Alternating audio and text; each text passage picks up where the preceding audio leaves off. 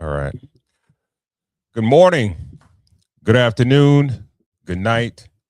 Welcome to another episode of Cigars and Whiskey, the podcast that discusses love, relationships, sex, and dating from a male's perspective. I'm your guy, Ron Cole, and I'm joined by my guys, White Star GB.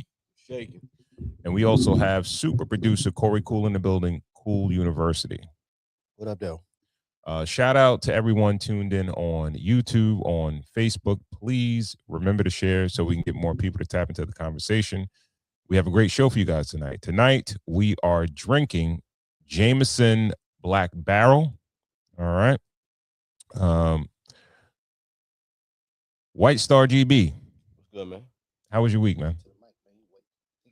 Week was cool, man. Slow motion, man. I don't know. A little tired lately, but it's cool. Trying to like wean myself off of coffee every day or like some kind of caffeine. So like days that like I don't need it, I just kind of don't take it. So Oh, slow motion today. no more coffee for you. No, definitely coffee. Just I guess want to use it when I need. Like I want to use coffee like I use alcohol. I want to use coffee when I need it. If I'm feeling tired, then I should get good. I don't Okay. want to use coffee as a tradition like every day. Then it desensitizes you to it, and then you kind of just drinking coffee just to drink it. Okay. My mom worked night shifts for years, and she used to drink coffee to go to bed after a while. Coffee Like, to go to bed. yeah, it just didn't do anything for her. Like coffee, just caffeine did nothing after a while. Once you so I kind of want to. I'm reshaping my relationship with caffeine.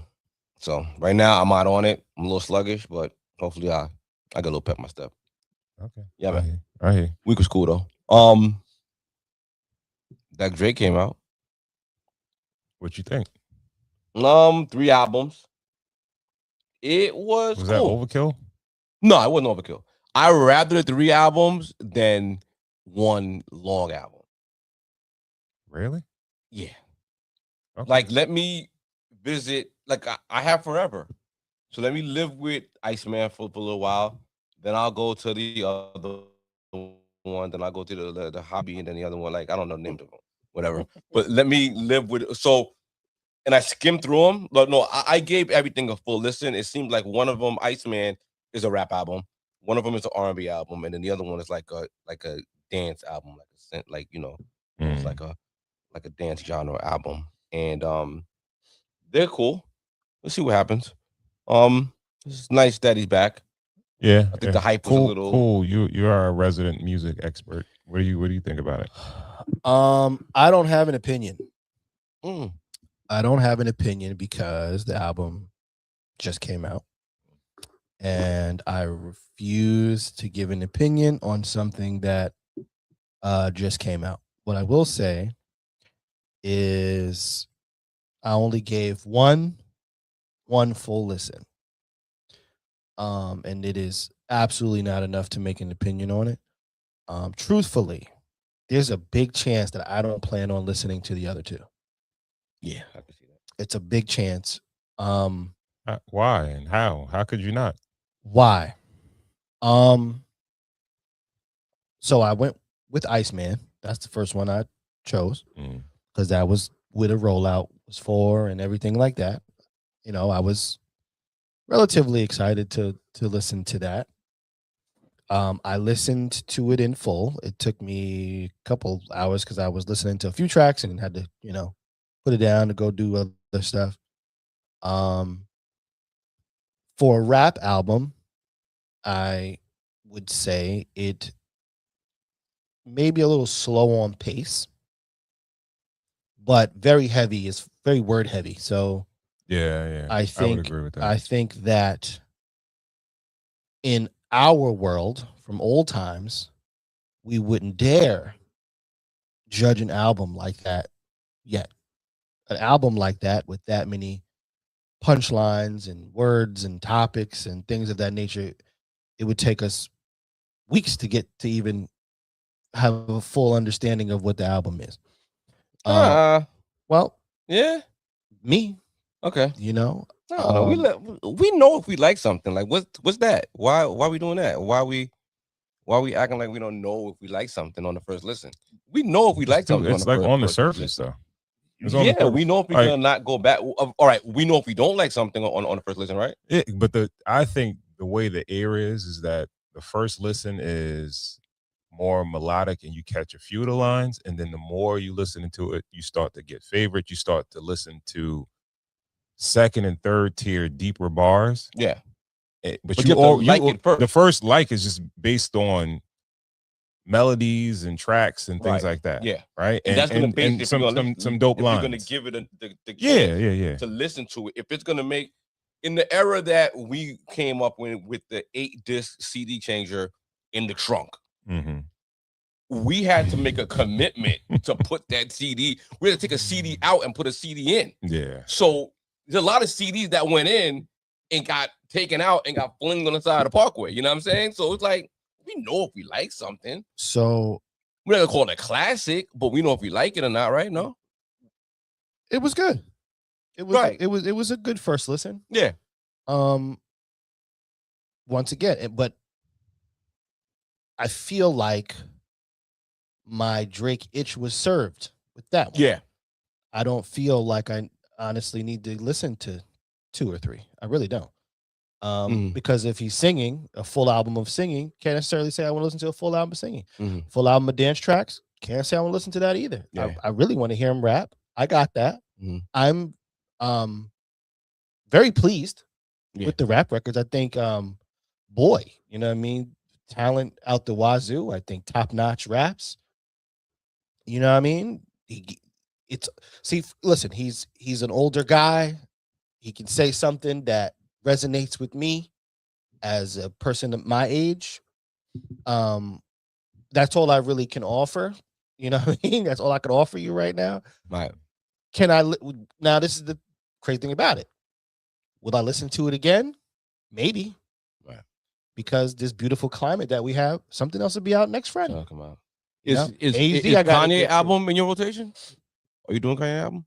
No, it's not. Okay. No, man. Because I like Kanye's album, but not like this. I think yeah, like I don't know, like revisiting things is very hard for me to do now. Yeah, that's what sucks about music. It's very hard for me. I thought Kanye's album was dope, and for a weekend, me and my wife, we were listening to it on repeat over and over. But then after like that weekend and that week was over, it was like, all right.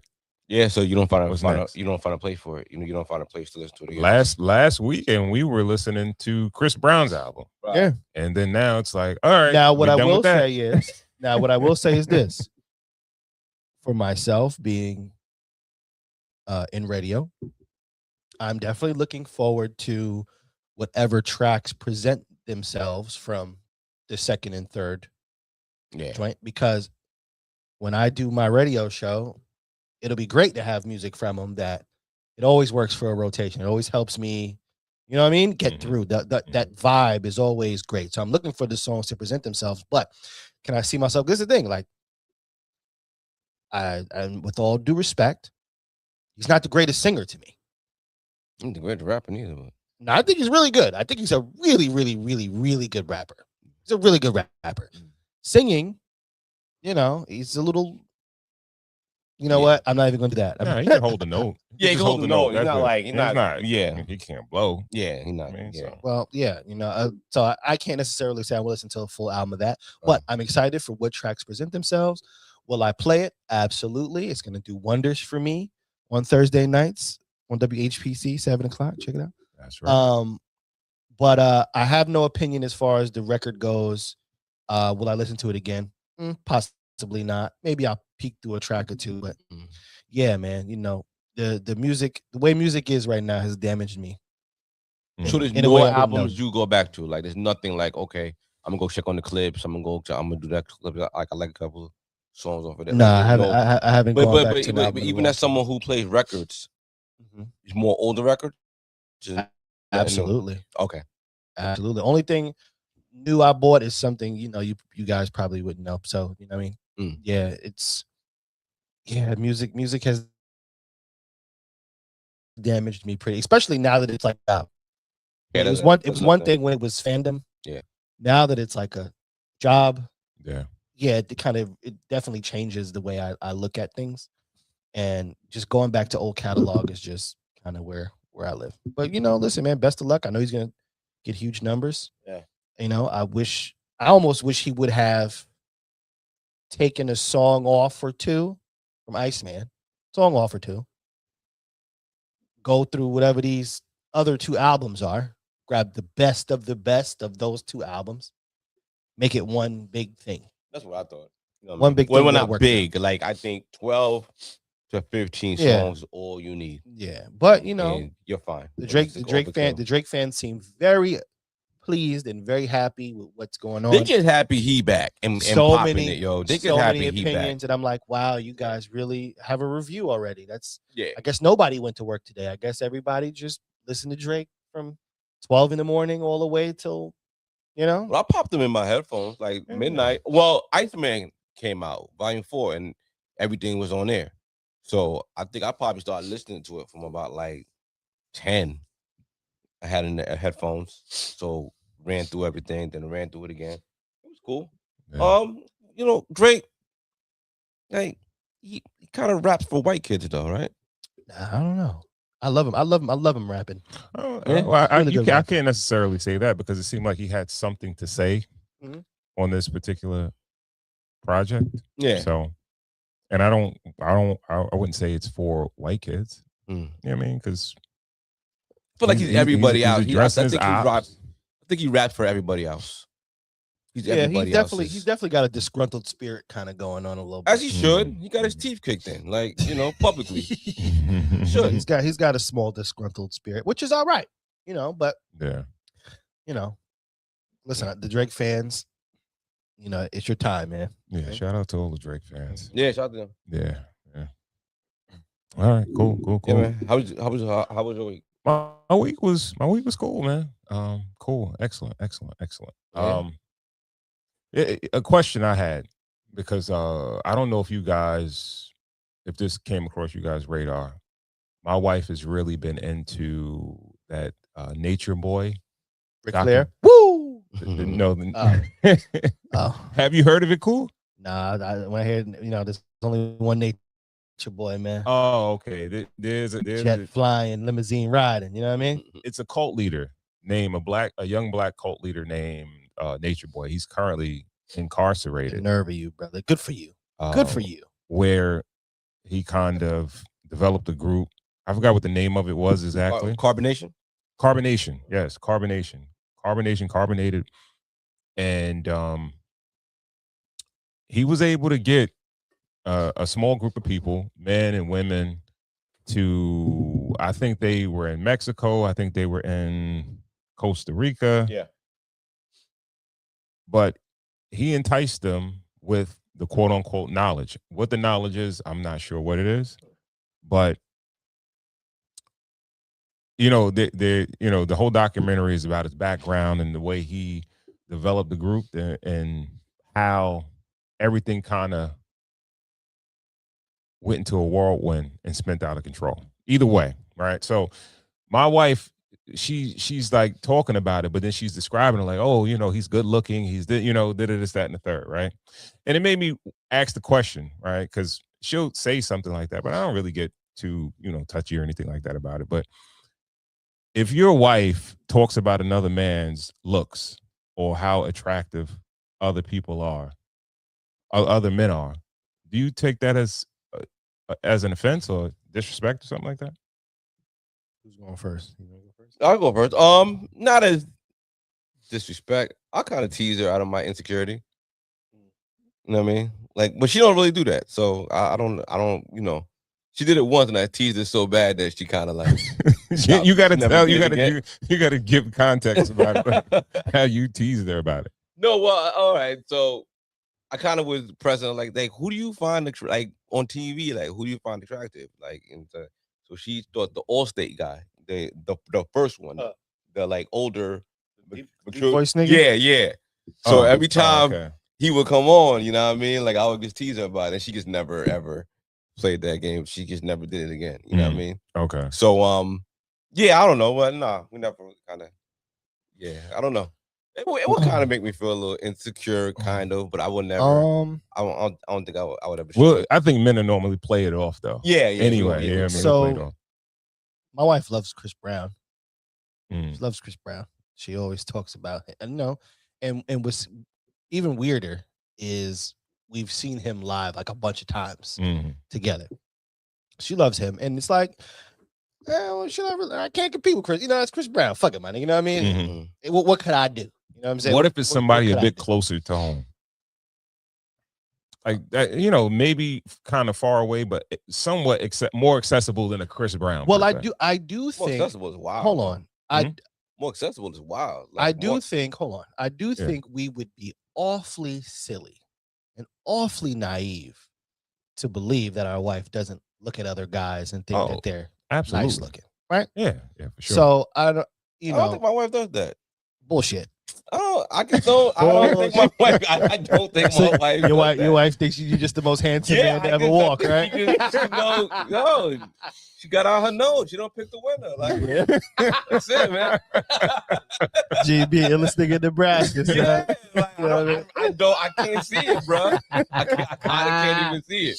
But you said accessible. Accessible is wild. See, What do you mean? Okay. They got the fucking store. I just want to say No. one thing. I just want to say, Yeah, I sure. just want to say, so I believe that, like I said, I would be silly to think that my wife doesn't see other guys and find them attractive. I just always believe I win with my style, vibe, aura, personality.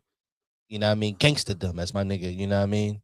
Gusto would say. 3 generations. You know what I mean? So I look at, maybe the guys. But got what if the nigga muscles. look nothing like you? I don't expect him Like to you don't look I don't nothing like expect him to Chris look- Brown. So it's like you. No, I don't expect Who's him to- her type? I don't expect him to look like me. Okay. People You know could. what I'm saying? I'm saying people could like other people that are not necessarily their type. It's not like, all right, if that's not my type, I think you're unattractive.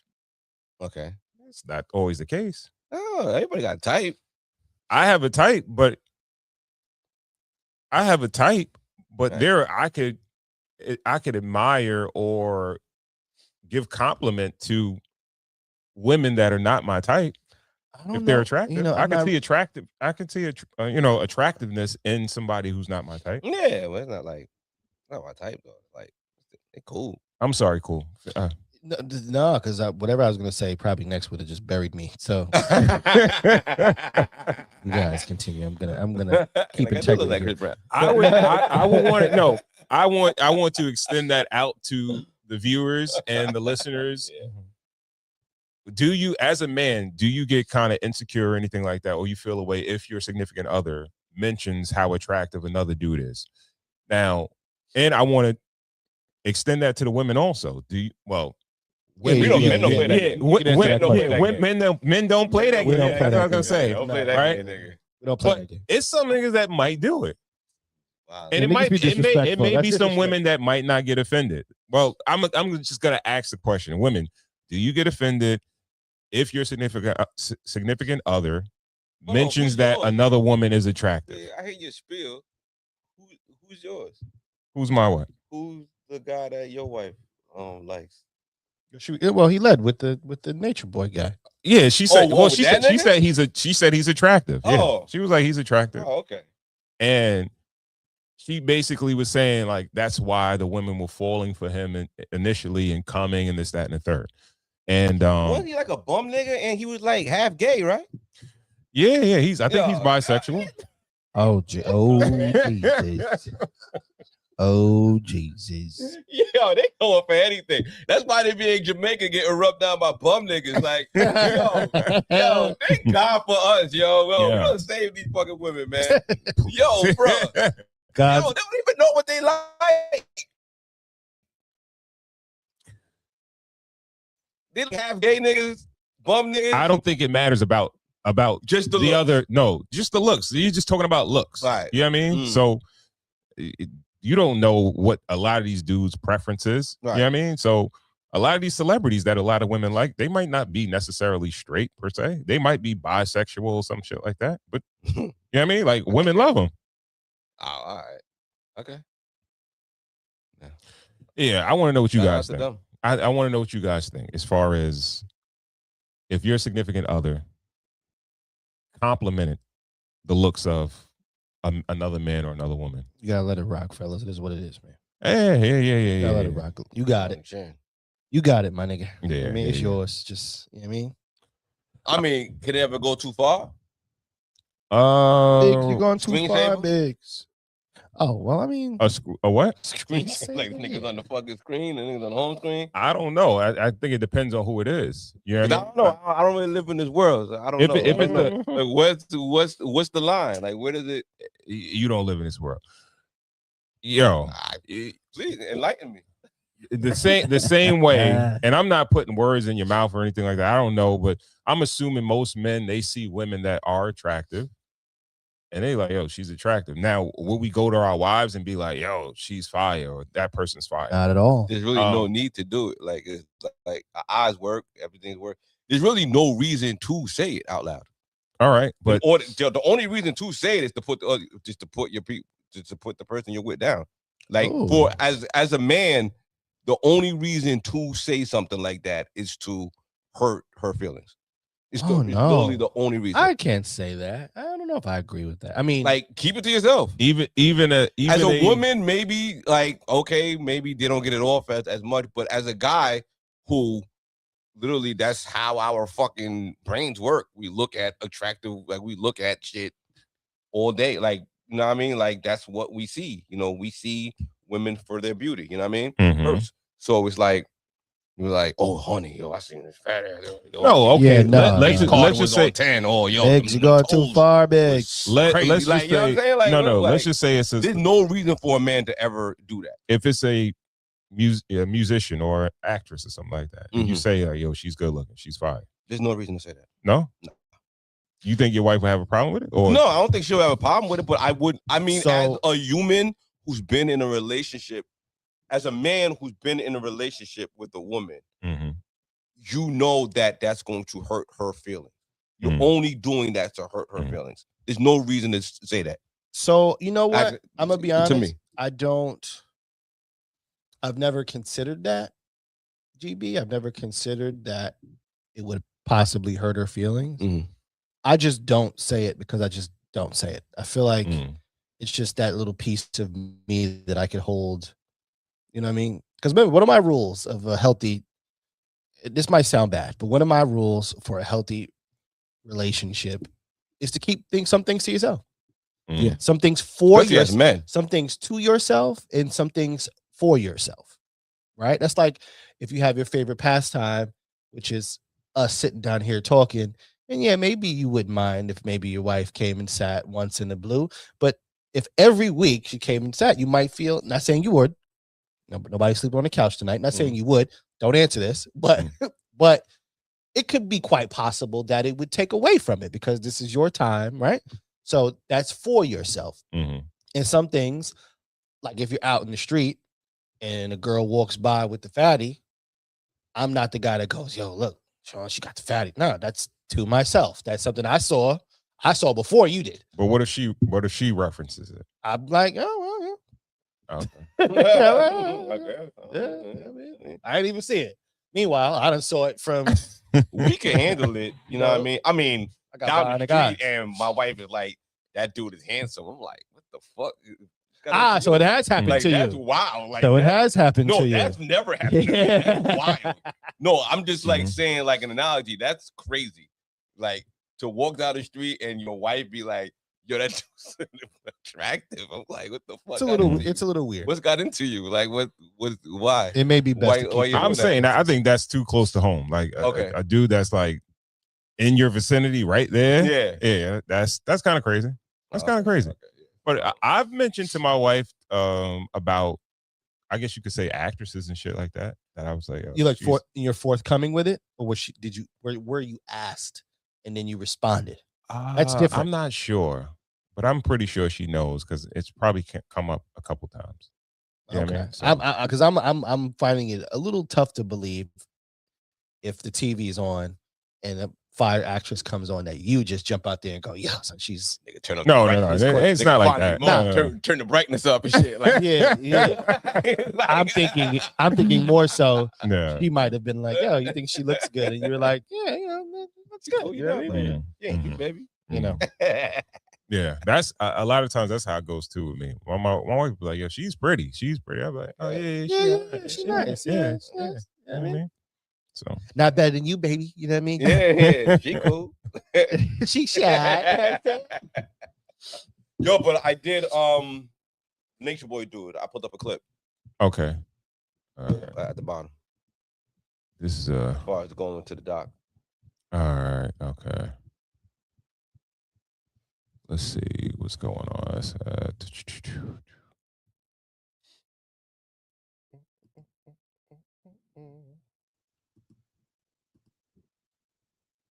Oh yeah.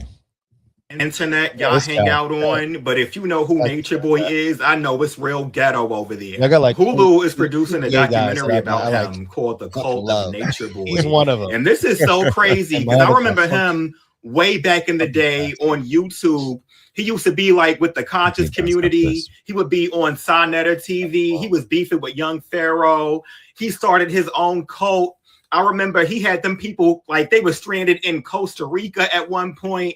Then they were in Puerto Rico. They got kicked off a plane because they smelled so bad. He was beating them up. It was just a lot going on. This man and his followers are some certified lunatics. There's a clip of him that goes viral every now and then where he said he has relations in front of his kids and lets his son play with his you-know-what. It was just a lot. I'm shocked it took him so long to get arrested. I'll never forget during the pandemic, he was on Bigo Live and the feds came to his house and took him into custody. Like he got swatted and everything. Are y'all excited for this documentary? Do y'all think we're going to learn anything new? I feel like this is going to be a good one. I don't know what. So from what I heard, that Hulu has a documentary, but there's a documentary on YouTube that's like 46 parts. Okay. And it details a lot more than what the Hulu doc details. Do you ever think that, you could be in a cult or be a cult leader? I mean, if I had to pick one or two, I have to be the leader. I couldn't be in no cult. But do you think you could entice people to follow you? Yeah, I think so. If I committed myself to it, I think I could grift enough to I think I could get it there. Because I don't really believe in anything. I don't believe in anything. So I think it's it'll be easy for me to fake believe in something. And really make people think that. I don't believe in shit. I don't think nothing is nothing. It's just me. I was born. I'm gonna be here for a while, and then I'm gone. And that's it. I don't believe in shit. Believe in God? No. I mean, I shouldn't say that on this, but got him. yeah. Got him. I don't believe in nothing but yeah, so I would never, I can't another human, there's no way in fucking hell. What about you, I would Cool? follow another person. Ask me the question again. Do you think you could ever be indoctrinated into a cult or be a cult leader? So to be involved in a cult, no. Be a cult leader, no. Because I'm a very selfish person. You may not believe that because you guys know me pretty well. I'm a very, very, very selfish person. I'm saying this dude seemed like a selfish person, huh? I think he was a very selfish person. But yeah, I don't believe that. No. Yeah. You don't believe I'm a selfish? I am. No. I am to a degree because I'm on a quest to be the best me and always continue to raise that bar. I don't have any time or want to give to other people. Well, okay. My day job I give to people every day. That's about all I can give. But no. So no and no. To just make a long story short. The premise that I'm coming from it with is that I kind of my favorite genre of book is post world, like apocalyptic things, like the end of the world, apocalyptic things, and it's always like the person with the most resources and the space. That's usually the leader. You know what I mean? Walking Dead, anything like that, even like TV shows. If I was the leader, if I was the one with the resources or in charge, I would only want people to live the way that I would want them to live. Like I would fully take full control of that situation. Now that does bring me a thought, right? Each one of us grew up in a time in New York where the 5% nation was prevalent. Yeah. Right? Growing up. And I always said to myself, if they would have found a way, because remember, I'm at my age, I saw the older dudes that were maybe like, if I'm in middle school, they're in high school. I saw them following it, going through it, learning their lessons and, I'm saying, whatever the case was. If they would have found a way to modernize that, I probably would have done that. I probably would have followed whatever that was. But it would have had to been modernized to a point where it's not necessary. They were a little aggressive. Yeah, it would have to look like either a religion or a sorority or a fraternity. The 5%ers. It was on a street level though. They didn't have like a central location where you can go and practice. But they were the knowledge. Yeah, they were. And like ain't no niggas never had jobs because they're there like noon, and it's like, how do you even make money? Well, like I said, I think it needed to be, because think about it. The term knowledge of self is something I think every man. How do you get knowledge of self from a book? Okay, no, I'm sorry. Well, okay, you may have a point there. It is maybe more outside life. Yeah, it should be like in yourself, like no. But if you've read, like the 12 jewels and everything like that, there are some things that you can take and you should, just for being a good functioning Black human being, right? So the term, I always said, if they took that term just simply, because think about it, right now, kids having knowledge of oneself, I think, is a very important premise. Yeah. Right? That never goes away. Understanding who you are, where you come from, and where you're going, what's good for you, what's not good for you. What did they say? What's good for the goose isn't good for the gander, and shit like what's that. Gander? Never knew. I never knew, but I do know it's part of the term. I had no idea. But I had no idea.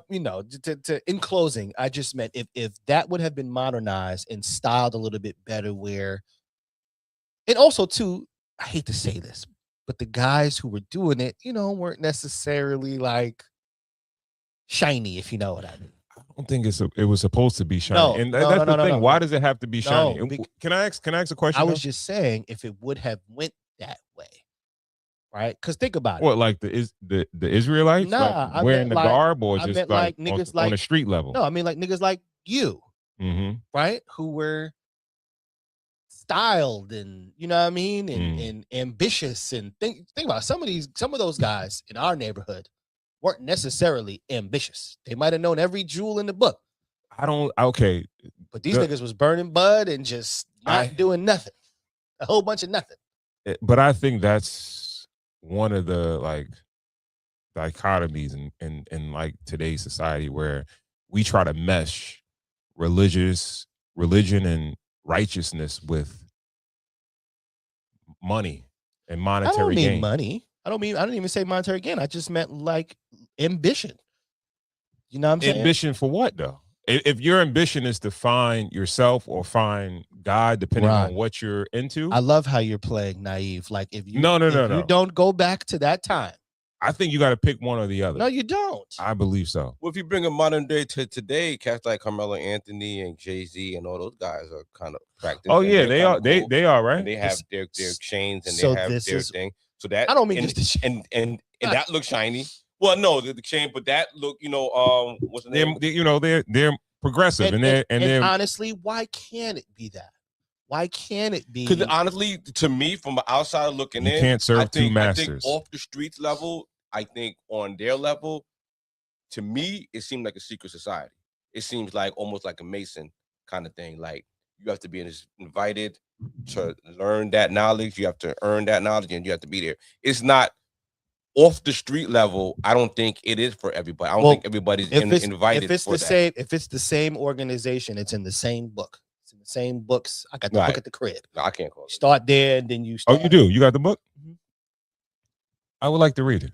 Yeah, it's like a little yellow. I got it. I want to know what happened. Like it was so prevalent in like the 90s. Because this is what I'm saying. It didn't translate to the generation below them. It didn't translate. If you look at our name, like I said, I don't want to name any names, but we can name a bunch of them that you wouldn't necessarily. There was a lot of in the View. It was a lot of them. You wouldn't necessarily follow these guys into anything because, bro, come on, man, come on. I love how you doing this, and I don't want to. Well, some maybe air. not, some maybe not. But I gotta give a shout out to my big cousin. Okay, that's one. Who's one of the I One. know that's one. No, there's a few. Yeah, there's a few. There's a few. So you can follow, but some of you can't. But now this is what I want to say at the difference. Okay, and I gotta be honest with big bro there. Mm-hmm.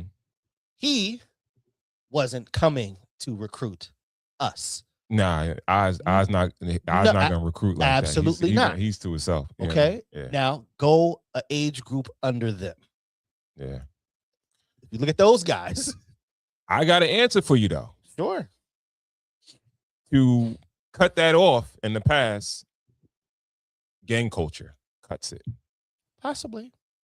And I think those that have that mentality to, let's just say, be involved with something bigger than themselves, i.e., being a God body 5%er, gang culture diverts that. Instead of going to that, you go to that direction. Maybe that could have been the answer. That's probably was it. I definitely, to this day, I still because we could say, especially in our town, in that town, yes, in our town, sure. yeah, That's kind of what happened. Yeah. Oh, that is what happened. But for somebody like me who didn't follow that either, you know what I mean? Like I said, honorarily, I knew everybody that did that. You know what I mean? I can't lie here and say I didn't have prevalent peoples that were involved in that line of work. Yeah. You know what I'm saying? Yeah. But I always admired how they thought of themselves as a superior being. Yeah. Yeah.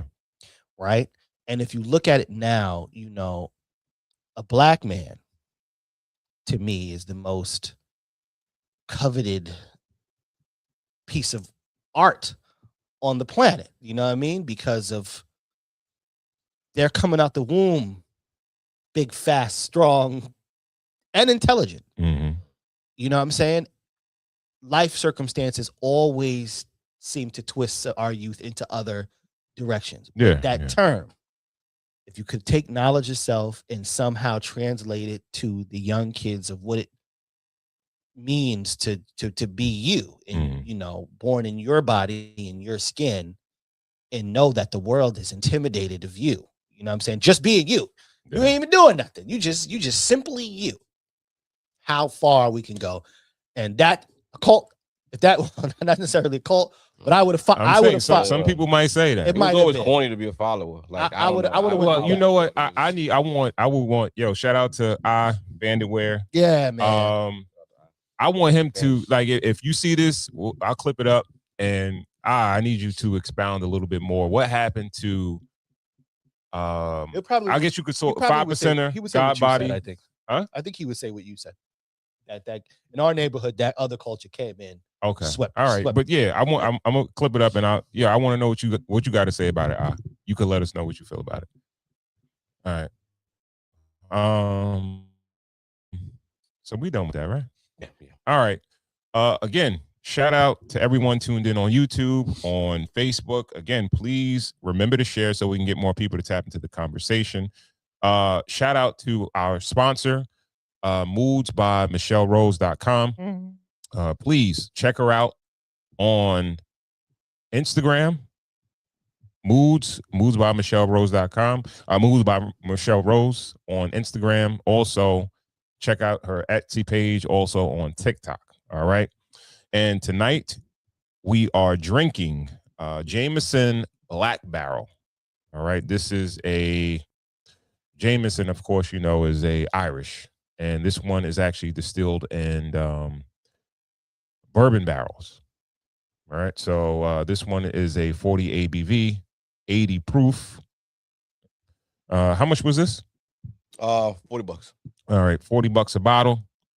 Jameson, a staple in the whiskey game. This is one of their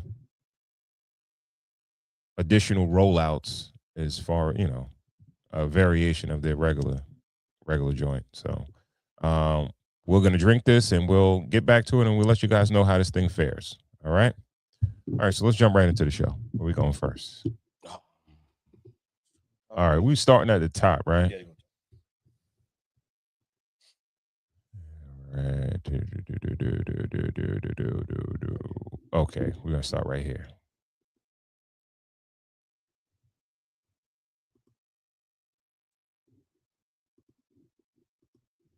Oh, don't skip this. Do not skip this, yo. My Jewish homie just put me on some real game. I never heard of this shit before. So he said, Eric, do not get married. Play the game. I'm like, all right, talk to me. He said, what you do is you go buy a house. You use the FHA loan to only put 3% down. Then you get a grant to put the 3% down. Okay.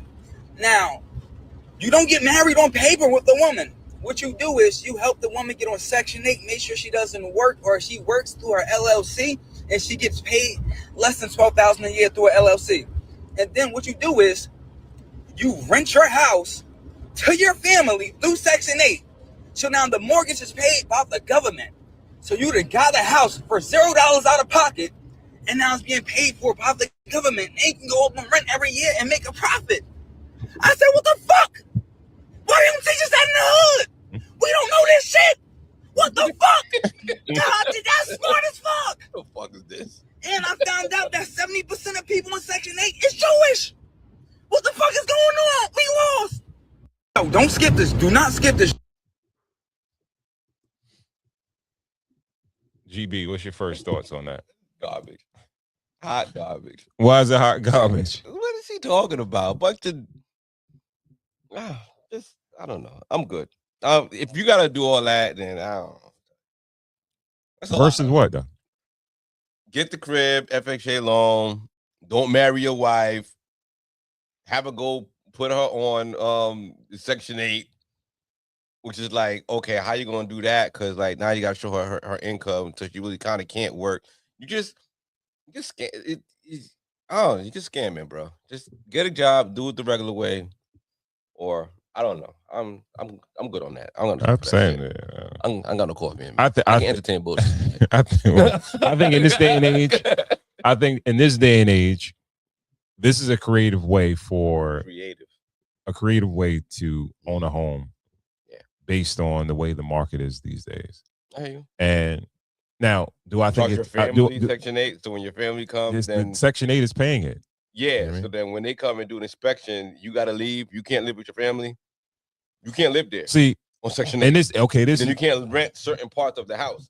Now you can't rent them the whole house. So you can't use the basement. You can't use certain places in the house. Well, technically, all right. I'm gonna tell you how it could work. I'm gonna tell you how it could work, because if you're not married to the person, you could live in the basement. You could be like, I am the owner of the basement. You can't have a dwelling. You could live in the basement as the owner. But when the inspector comes, which comes like twice a year to inspect the house to see if everything's up and up, but it's like, why you want to be on fucking welfare? Like, what are we doing here? No, you're a grown man driving the car. You're talking about being on fucking welfare. You don't want to be on welfare. Don't be on welfare. Like, don't actively. You should be buying a house to put your wife or like what? This is why it's not all right. What's happening here? Like, for people that watch the clip, this is why it's not applicable for Black people, because Black people have a lot of pride.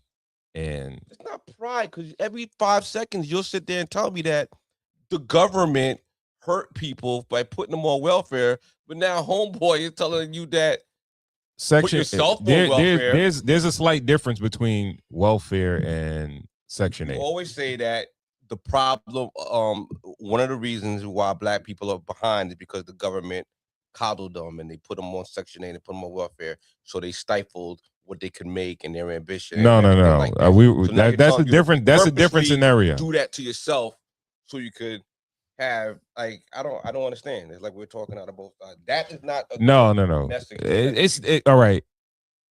There's some similarities, but Section 8 and welfare are not the same thing.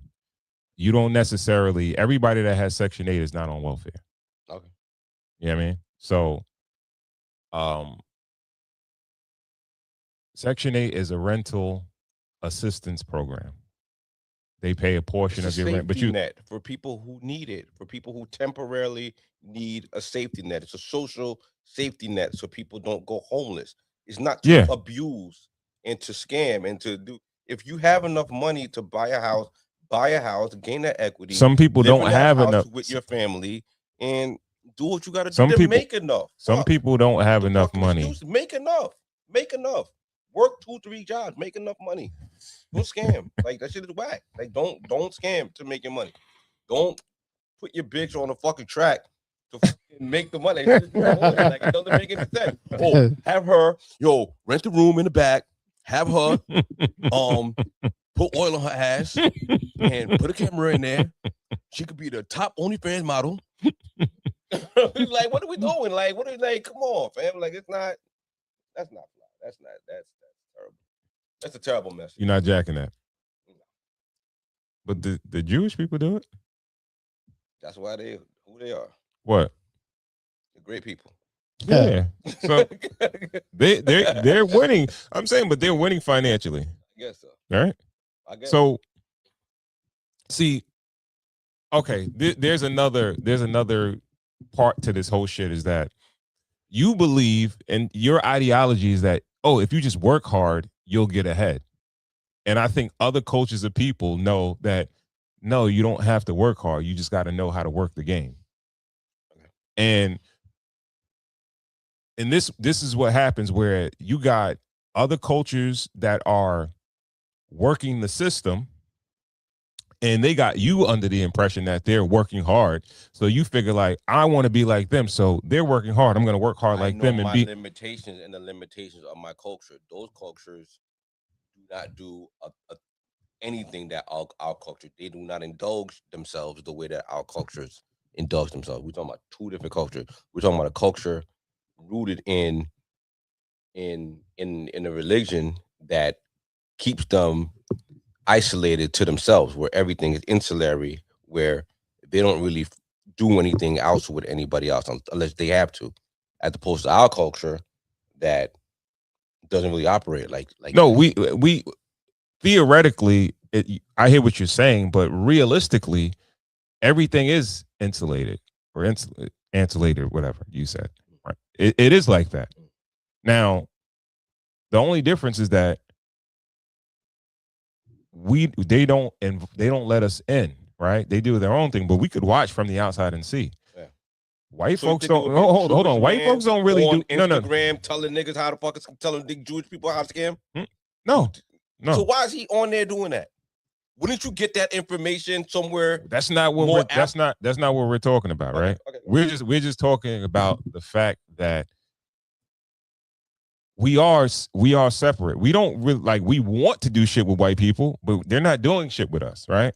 But we still care about what they think because we're trying to still live up to their standards. And that's the difference. Like they're doing that community's doing what they want to do, and they don't care what the outside communities think, even if they know what they're doing. Because people know what they're doing. There are documentaries out there show how they live and certain things that they do where they know, like, all right, I'm going to work the government and free funds as much as possible, as much as I can. I just watched the documentary. I forgot the name of the channel, but this dude goes to mad different communities and he does this. Yeah. And he went into, I think it was upstate New York. Upstate, right. Yeah.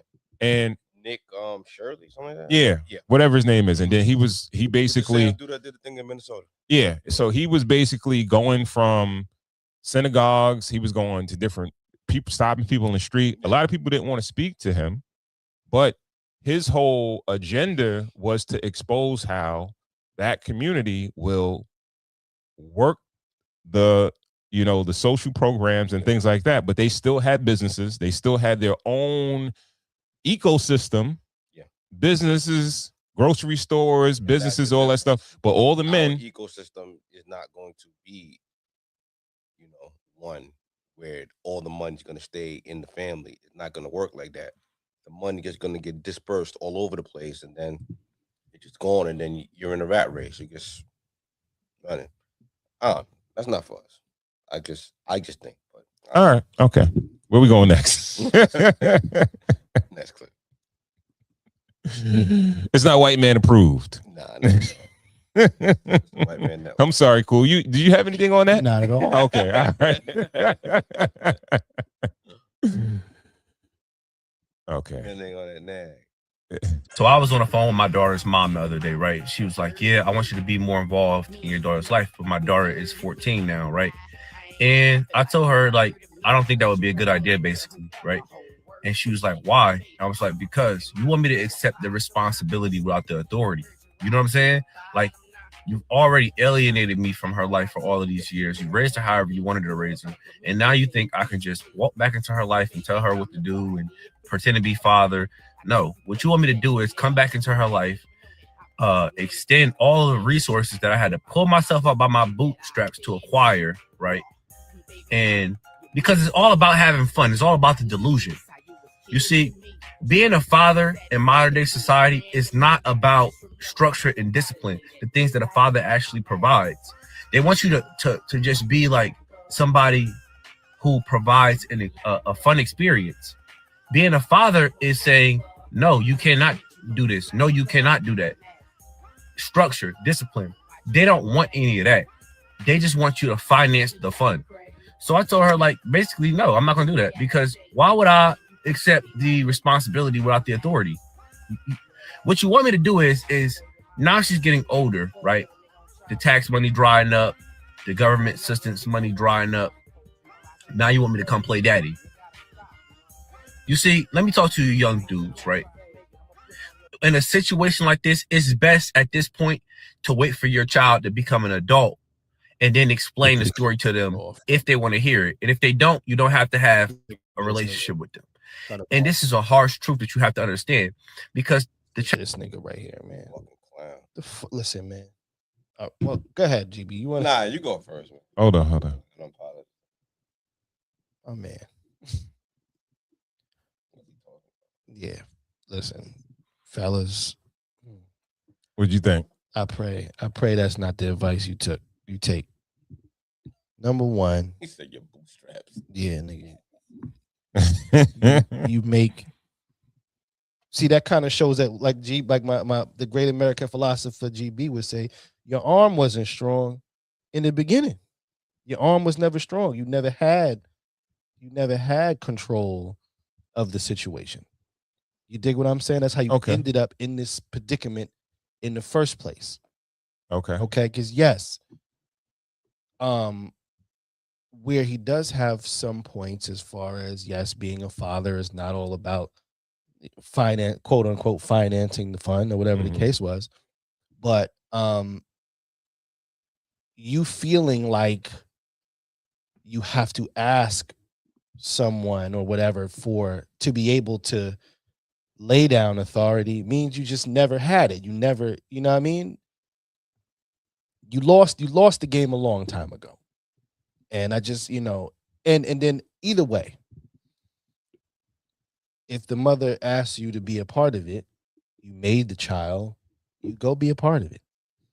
And guess what, Corey? Your family needs you. You go be a fucking part of it. The bat signal's in the air. You think Batman seen the bat signal in the air was like, oh, nah, they need me. Like, nigga, they need you, nigga. Like, go swoop in and fucking you made a kid. You fucking go handle your business. First of all, you already, lose mad points for exiting yourself out in the first place. Now I get it. In some situations, I get some things happen. Yeah, we don't have that kind of context. Right? Some things happen, but all this peanut butter and jelly in this cabinet, you need me to share this shit? Yeah, And they you talking know. about I gotta share my fucking Yeah, when I pull myself up with a bootstrap. Yeah, that guy got on my nerves, man, very fast. Yeah. Yeah, Well, bro. You want to be the voice of reason? Yeah, I'm saying Go ahead, you I do it. felt like there's two sides of the story. There is. And from the way he was expressing was more like where the pain points that you hear from a lot of stepdads where they're responsible but they don't have any authority. I understand, but he's the real dad. I agree. If he was a stepdad, Yeah. or if Yeah. he was dating this girl, then it would be totally justifiable. Mm-hmm. Your whole argument is off the table because it's actually your kid. And that's usually the way it goes. Like usually the mother raised the kid usually up to the teenage years, and then the father kind of takes over the second half and split families. That kind of work. Like, well, I that's think what that wasn't like in Boys in the Hood, I right? think that's like I you gonna think live with Confucius. I think that's what he was saying though. He was saying that instead of just having the mother come and say, "We need you to help out," wait till your child is old enough to understand the situation between you and the mother. And then take on enough from not there. to need you. But see, you We don't want to share what he has. You with were that never kid. supposed to agree to that. You're never Mhm. supposed to sign away your rights like that. Mm-hmm. Okay, I'm gonna shift the attention to GB for a second. Hey, GB, you were married. Yeah. You had a child within that marriage. Maybe the relationship itself didn't work. But your ex-wife at that point couldn't have done anything to persuade you oh no. to relinquish control because of they won't understand. Mm-hmm. You think what I'm saying? Yeah. We're gonna force this understanding on this kid.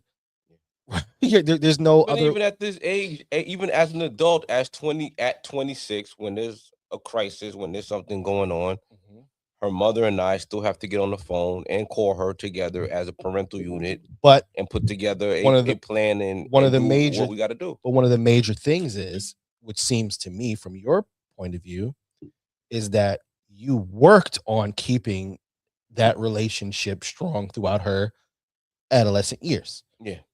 You get what I'm saying? It almost seems like my guy here was almost talked out of doing that.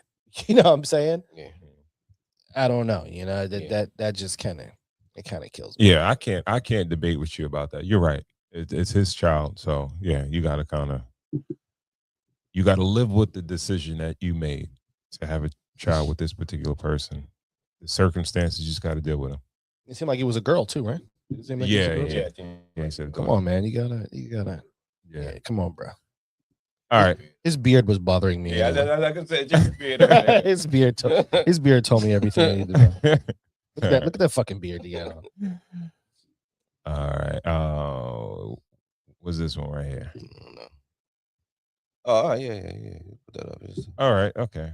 Let's see what it says. What does this one say? All right. I think it's just a caption. All right. Just a friendly reminder because social media will have you confused. 1, men need women. 2, women need men. 3, Cheesecake Factory and Outback is fine. 4, 50-50, 100-0, 70-30 is cool. Do you? 5, a cheater will cheat on anyone. 6, being single is fine if you're happy. 7, there's nothing wrong with a 9 to 5. 8, health is the only real wealth. 9, social media is not real. Yeah. Amen. Have any disagreements or anything to add? No, I don't. No, that's relatively strong there.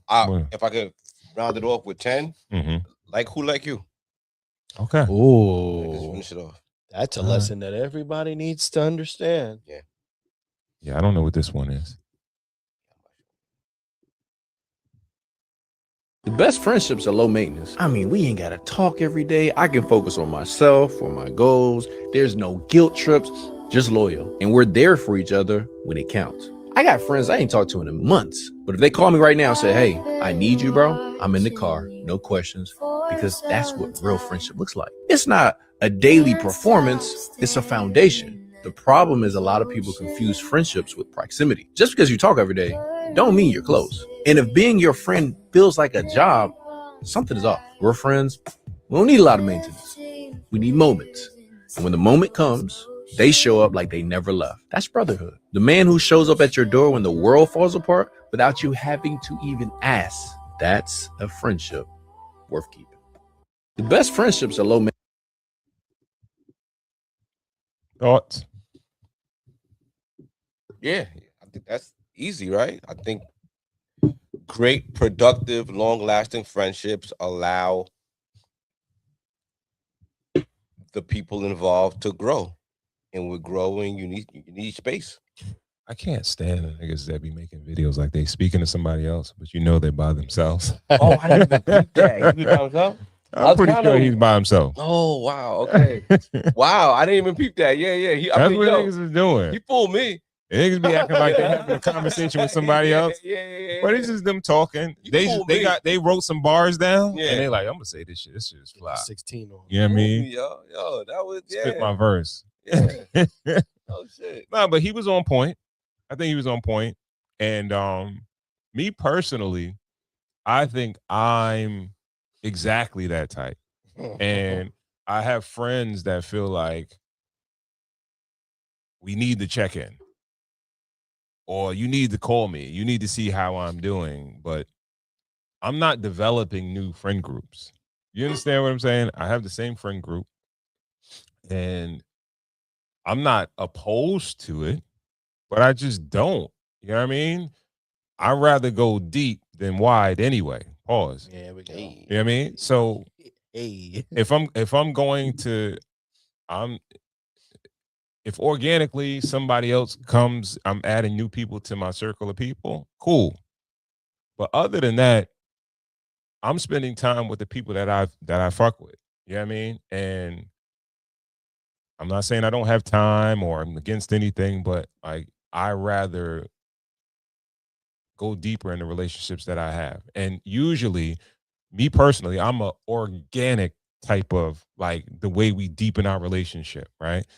Where I have friends that we're friends. My friend group is not crazy big. It's big enough, but there are certain instruments that allow us to deepen the friendship or layers to it, right? So me and GB, we do the podcast together. We work together. Me and you, we do the pod together. You know what I mean? We're brother-in-laws. You know what I mean? So there are another levels to it. So that's one of the reasons why I wanted to do Cigars and Whiskey, to like get the friend group together more on a regular basis. There's some friends I haven't seen in months, and I'm not I'm calling you on the phone at least every 2 weeks or every few weeks to see how you're doing, just to check a box to say I checked on you. I might say every month or two, like, yo, let's go out to dinner or something like that. Let's go hang out. Let's go to Cigar Lounge. Let's go do this, that, and the third so I could see you. Right. But some friends are, he talked about low maintenance. There are some friends that are higher maintenance. Yeah. You know what I mean? I don't know. This might sound crazy, but sometimes I wonder if a high maintenance friend, or the difference between the high maintenance and the low maintenance friend, is whether or not they're kind of good with themselves. Of course. And spending time with themselves and in the life that they have. Right? Right? Some people don't like to be by themselves. A lot of people don't like being by themselves. A lot of people don't find solace in the families that they've built. Right? Because if you think about it, the three of us sitting here right now,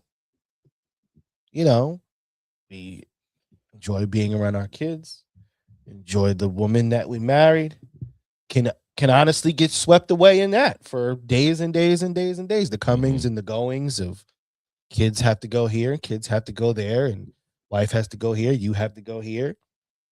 And then when you get a free second, it's like, hey, what are we doing as a family unit? Right? And then you're like, yeah, I do have friends, you know what I'm saying? But sometimes it's very hard to break the day-to-day stride that you're okay with, to kind of call outside of that structure or stop by a nigga house or whatever the case was. I'm in the neighborhood, I might pop over. You know what I'm saying? Or I'll call you, yo, son, I was passing through your hood. Yo, where you at? You know what I'm saying? You at the crib? Oh, all right, cool. I'll catch you. right? Yeah. But I do think the ground level of that is, as a person, whether high maintenance or low maintenance, how good are you in your own universe? Yeah. Because if you think about it, I think a lot of high let's go, whatever you at, I'm trying to I think those are people who are trying to escape the universe at this Yeah. If you can't lean on yourself, then you're trying to lean on me. Bam. You know what I mean? All right, so where we going next? We're moving quickly. Rapid fire. Rapid fire. All right, so shout out to all my low maintenance niggas. Yeah. Cool. You sent that. I don't know what that is. Did I? Oh. That might not have been. Okay. Yeah.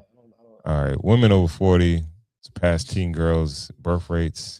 You going that or average Gen Z date cost? Yeah. That's not that bad. All right. So Not as bad as I thought. Gen Z dating is officially too expensive, and one bad date could cost you hundreds. Dating is feeling the most. Average Gen Z date costs $205 per date, according to BMO Financial Group. And if half of singles are going on fewer dates because of it, millennials spending even more, $252 per average date. Nearly half. The cost of a date before you even sit down, $4.50 a gallon. Menu price increased 3.8%. Dating apps are now pay to play. Monthly subscription just to find a match. Damn. Romance is now a luxury expense. Is dating worth it in 2026? Thoughts? It always costs money to date. It always costs money to go get an outfit. I ain't know they was counting gas. Get a bottle. Yeah. You know what I'm saying? Like, if you're doing if you're adding up all that, I'm talking about just the tab at dinner. But if you're adding up what it cost, your haircut, you know what I mean? Yeah. Getting a manicure, getting everything right, getting tightened up. Of course, it's been $205, but that's what you're peacocking. You're putting yourself, you're presenting yourself your best foot forward. Yeah, exactly. Yeah, exactly. Putting your best foot forward. So it's gonna cost a couple of dollars, bro, or else, maybe it's not for you. Like, maybe, if you don't wanna, get a haircut and present yourself and put some gas in the car, wash the car, get a little bottle. Maybe the night might extend. You might, you know what I mean? Get up the pool hall after. Like, you might get lucky. Like, when the world get taken over by these niggas is like cheap as fuck. Counting numbers and shit. Like, who yeah. So I will say this. Right? Getting pussy, bro. Like, get the pussy. Like, what I will say this. I will say this. Let me try to pot up the pussy. Plus gas. I'll go into it saying this, right? If I was a single man, if you told me a date with a good-looking woman is going to cost me $205, I'll be okay with that. That's not too bad. You know what I'm saying? Mm-hmm. And the only reason why I say that is because a date with my wife is way more than $205. Mm-hmm. Like, me and her don't get a chance to go out very much, but when we do, it's way more. It's double that. Mm-hmm. And it could be even more because we bought concert tickets that was fucking, like, our dates are way more than that. You know what I mean? So 205. I know I got the company of a good, looking lady as a single guy. Now, mind you, okay, obviously, maybe not every time would I want to do 205, but yeah, 2-3 times a month, you're gonna have a little budget. You know what I mean? You can do a little something, but I'm not all the way opposed to that. I just think that But I don't think this but see, that's the thing. I don't think this generation is accustomed. It's more so accustomed to doing it. I think it doesn't sound bad to us because our time is accustomed to going out, going to a club remember, we come from the time where we might take a chick to the club. So you know what I'm saying? That's kind of what I'm trying to figure out. is it the fact that the dudes, I'm gonna say the dudes. I'm just gonna generalize and say the men are complaining. Are these the dudes that are watching the other dudes get the chicks and sleep with them for free or damn near nothing, and they gotta pay for dates, for multiple dates? That could be possible. And if money is that big of a deal for you and you're calculating how much you're paying for a date, then why not be more intentional? And before you even set up a date, make sure the groundwork is already laid where you know there's a possibility of not necessarily sex, but there's some type of connection. Well, you know what? You know what they say? Everybody has a plan till you get punched in the face. I feel like it's like, yeah, but if a pretty girl could dupe you out of, could dupe a young man out of anything, for the most part. You know what I'm saying? Exactly. To where your intention becomes like, just. But if you look at this thing, what does it say? Even that graphic, millennials are still paying more for a date than, you know what I'm saying? I We've think- been here before. Yeah, that's what I'm saying. I think it's more we're it's not accustomed even to- a thing. 205, that's nice.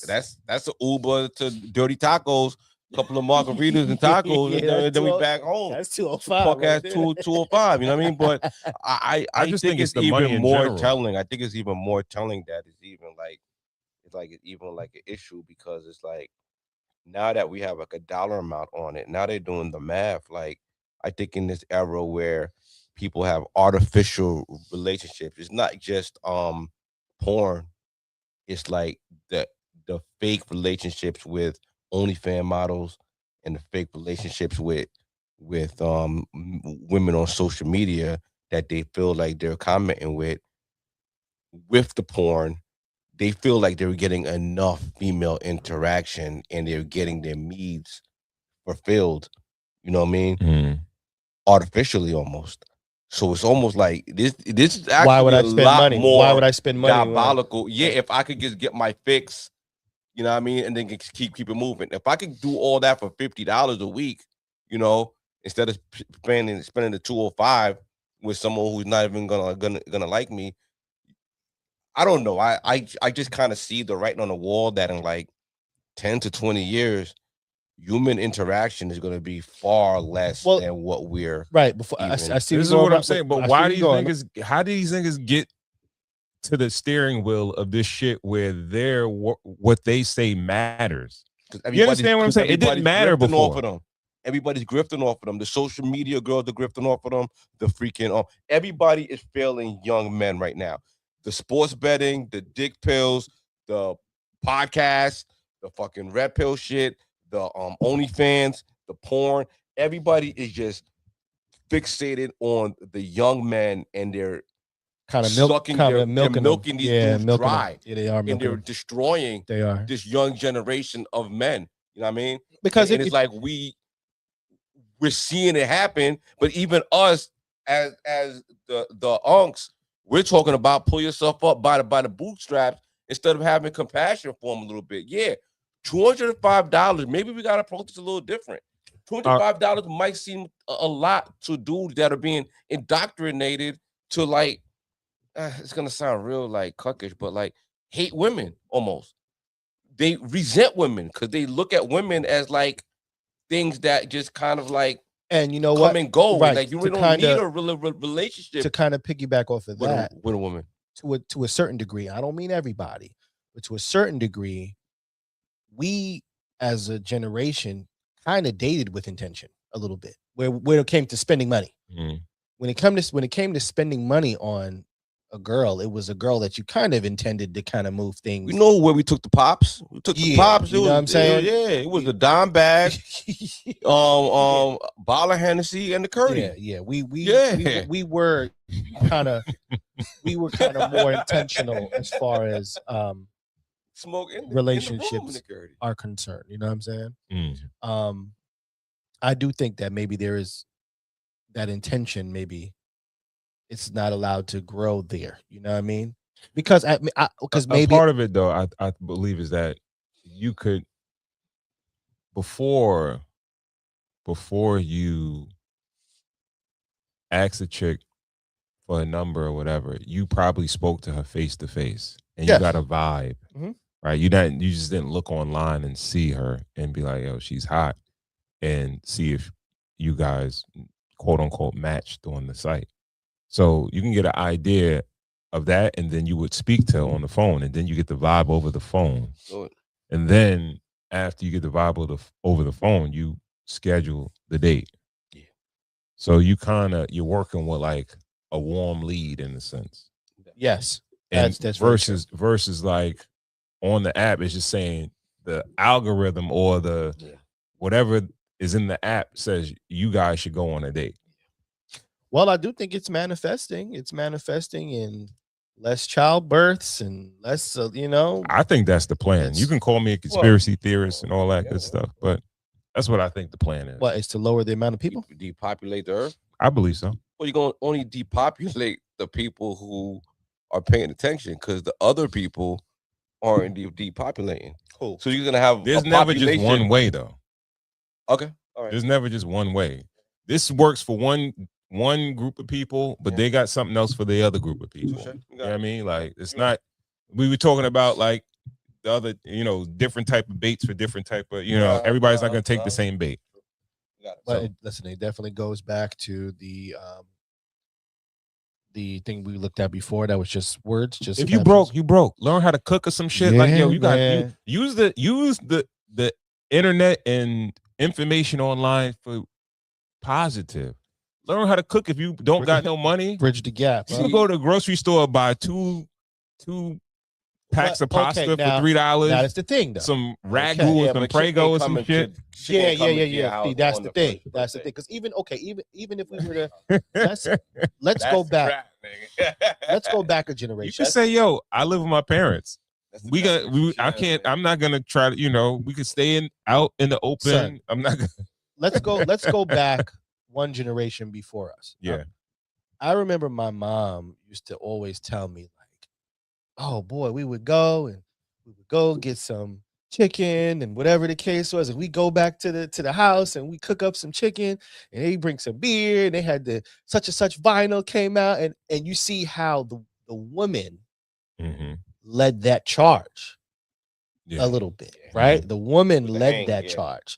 You know how happy probably those men were to go grab some beer and a pack of chicken and some sides. And we're gonna sit up here and listen to this Al Green, and we might have a little greenery or maybe not, bogeys going around. Yeah. The women led that charge. Right now, the women are leading a different charge. You know what I'm saying? The women don't want to go to your house I'm not gonna say all of them, but you can honestly see, because think about it. Our parents would have been like 205. My mother would have been like 205. Listen, child, she can give me the 100 and give me the other 100, and I'll go. Take me over the Pathmark. Take me to Pathmark right now. They got the leg and thighs. They got the leg and thighs on sale right now. I just saw them. Get some. But even that number, even this whole clip that we're reacting to is built as like shock. It's built like, oh no, I can't do that. I don't got 205. Like it's built as a deterrent. You know what I'm saying? Even the way that we're reacting to it, the way that whole clip was built, the whole slides and everything, breaking it down, the man and the woman, the whole AI of it, it was just meant as it's just propaganda. It is. It definitely is, because we live in a day and age where a Gen Z or a Gen X, whatever they are, will spend $200 easy on a pair of shoes, right? Wear the shit out of them or not wear them at all, keep them in the house. But then you can get a woman that's with you for the rest of your life, that could be your life partner, but that's not worth it. Yes, sir. So it doesn't really make sense. It's definitely propagated in that way, where it's supposed to be shocking, for sure. It's funny because I'm actually started this book, The Celestine Prophecy, I think. I started it. That's what it's called. And it's basically just saying how over time, like, generations are becoming more like needy with things. Like, it basically starts with like a man and a woman kind of like arguing in a diner, and it kind of goes on to just kind of, as time goes on, like people's wants and things like that become so much more prevalent versus knowing, meeting a person where they were that level of compromise, right? You know, knowing, all right, this guy might not have it all right now, you know what I mean? But he's a nice guy, treats me nice. You know what I'm saying? He does work. He got a little something going for him. He ain't out in the street. You know what I'm saying? Now it's like, no, I want a guy that's 6 feet tall. I want a guy that I need that. I should have that. You know what I mean? A guy, I want a woman with the fatty and has to have a flat stomach and has to have, right? Rather than saying, all right, well, maybe she don't got the flat stomach, but yo, she mad nice, she mad cool. You know what I mean? Yeah. She got her shit going. You know what I'm saying? She's smart. And I think we're just leading further and further into a line of like people feeling like they can get a person a la carte. Yes, yeah. And that's, I call me conspiracy theorist. I think it goes into what I was saying, but there's like some type of like paradox of like, niggas feel like they have so many choices that they could just they could like, yo, nah, you good, but you not exactly what I want. So I know there's what I want out there. It's just so many. I'm on the internet all the time. So I see the chick that's perfect for me. I see her and I'll get her. But you might be good, but you're just not good enough. Or dude, you got shit going for you, but you're not exactly what I'm looking for because I've seen the guy that I'm looking for. I got a sidebar question. Okay, with the exception of kind of GB, right? But it still fits. Do you think that the most strong or the most powerful situations, relationships from a grand standpoint or a broad view usually happen when you meet the person very young? Oh, definitely.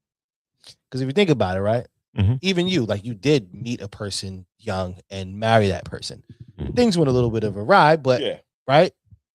The two of us here met our people extremely got to grow young. each other, trials and tribulations, everything like that. Well, do you feel like as the older you get, it just gets tougher and tougher and tougher? Like, no, 1,000%. I don't think so. The older you get, it's definitely tougher. For you to for sure. Have someone to at spend a the rest of your younger life with.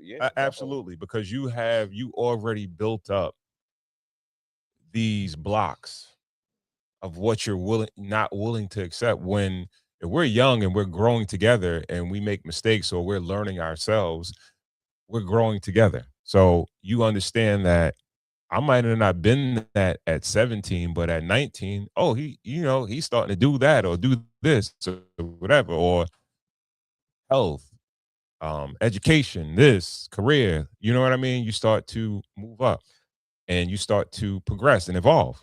And in that instance, that's why if we notice, we go back to, let's say, high school, you have people that stayed together or you got people that ended at a certain time. And it's usually when graduation, one goes to college and one doesn't, right? And it's like, you're not moving, you're not evolving with me, right? So that's what normally happens, where it's like, all right, you're not, like, usually if one party's not doing nothing and one party's evolving, they feel like they're evolving, they'll split at young, right? But then you got a lot of young couples that they're just growing together, right? Even if I'm on a different path, you on a different path, you go to school, I'm not going to school, I'm working, I'm doing this, I'm doing that, I'm grinding, but you on that route, but we're both growing, we're both evolving, right? But when somebody stops evolving, that's when the relationship normally dies. Yeah, you're right. I definitely see because that's what it feels like. It feels like, not saying that you can't meet somebody when you're older or yada yada yada, but even truthfully, I believe even with that may bridge into your 20s. Youth gives grace, though.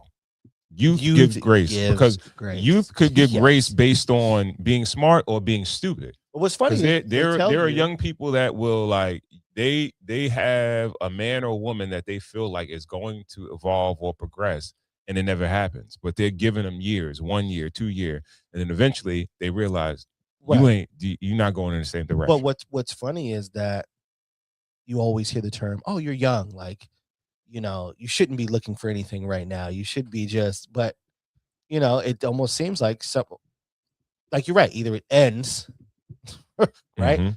or it kind of grows on to just be, you know, Yeah. Yeah. And then when you're older, you don't give that grace. because I Because think about my high school alone. If I think about my high school, Mhm. the people that were around my age group, maybe I'll even take the 2 grades.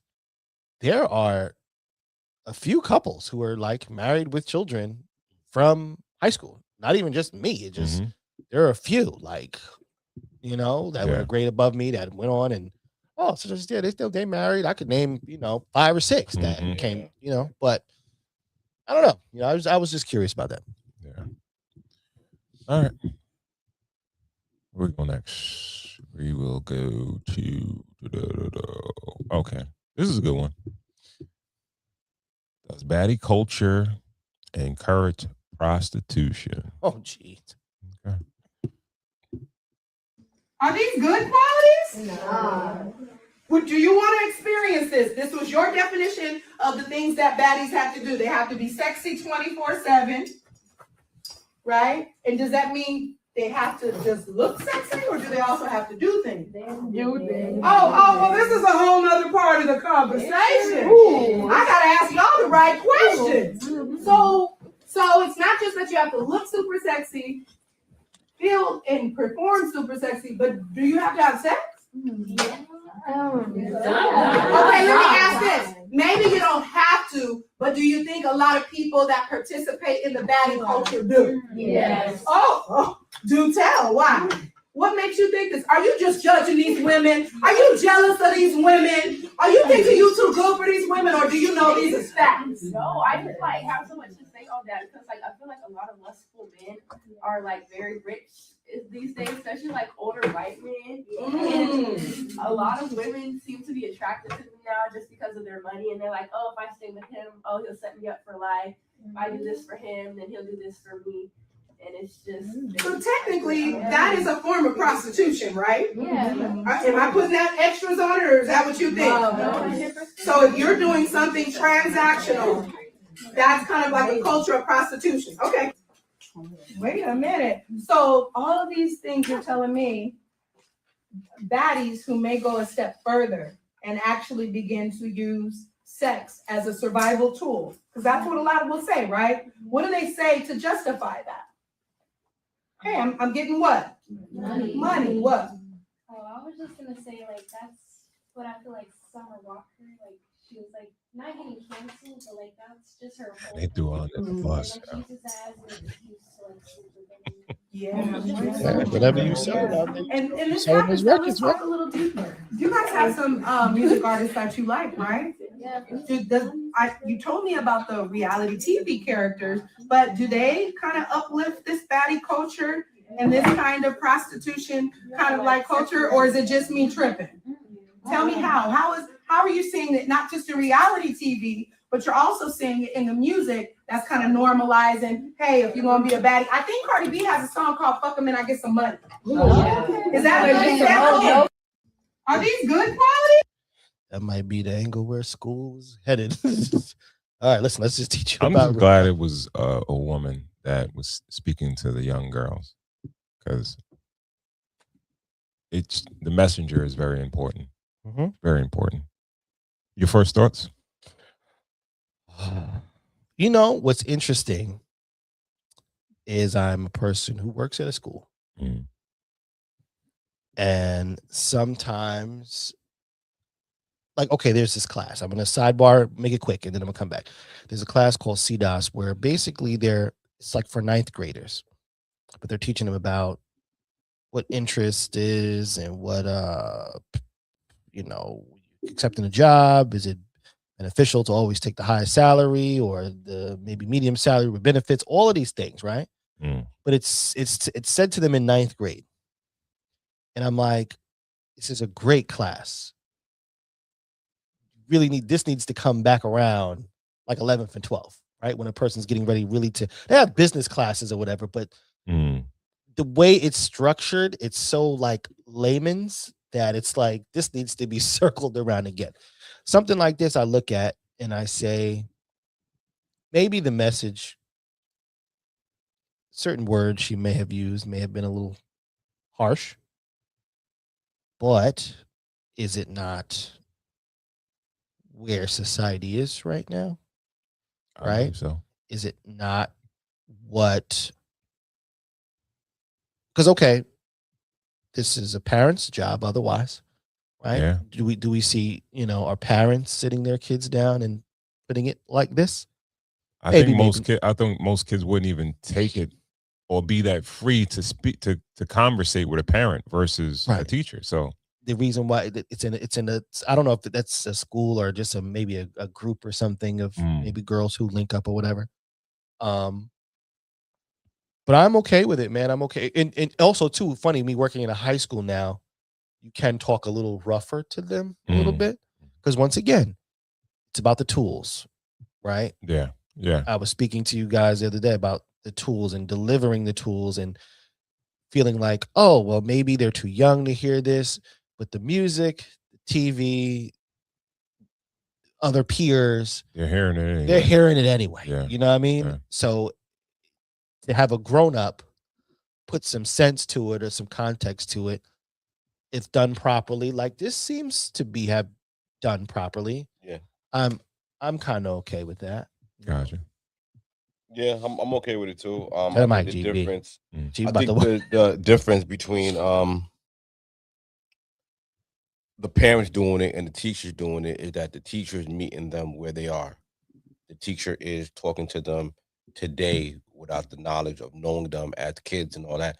I think we have as a father who's raised an adult child and is raising a smaller child into a into womanhood, we tend to see them as little girls for too long. the tools, right? Right. So it's almost like we think we've done the groundwork already. So we think this is like a no-brainer. By the time it comes to that part, we've done so much work that we feel that we don't have to have this conversation.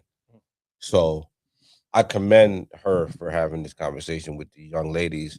And maybe, they should institute these in some kind of school. And I don't think this is more of a school setting. I think this is more of like a peer that might be like a peer based group kind thing. of thing, like a nice like Saturday thing, or like a nice, they have someone to come speak to them and things like that.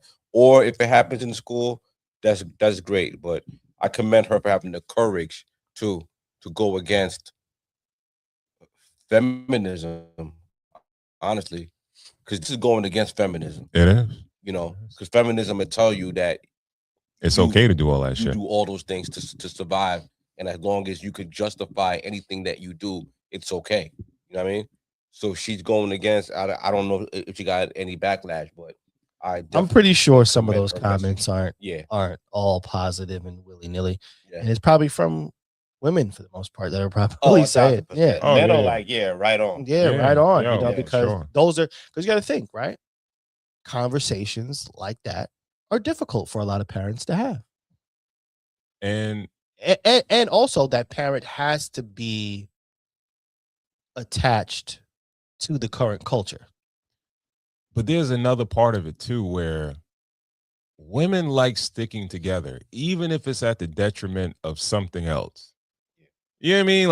Like women support each other. I got to give them credit for that. They support each other even when there would be a woman that doesn't identify in no way, shape, or form other than like maybe color to like a Meg Thee Stallion or a Cardi B, right? Like, we both black women or minority women.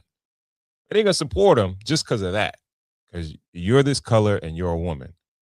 But I don't identify with your message. I don't do none of the shit that you're talking about. But in some way, shape, or form, I'm gonna try to support you. I'm not going to go against anything that you say or anything like that. Knowing when my child might be listening to you and it might be at the detriment to my child that I'm letting her get access to you or you influencing her. Yeah. And usually men or fathers are usually the disciplinarian. Yeah. Where men are the order in the house. And most dudes is not gonna be like, yo, yeah, listen to that new Cardi record or listen to that new Meg record. No, we're not gonna say that. Now, devil's advocate, where backlash could probably come from. Let's just say, out of all of those girls that were sitting around at what? We care too much about backlash. Like, No, you're we're right. talking about our households. Like, No, you're right. No, when it comes down to it, like, nobody makes no decisions in your household but you and your wife. That's it. Right. Nobody else really matters. right. So now let's put that in perspective, right? Mhm. What if one of those girls who was sitting at one of those tables never heard talk like that before?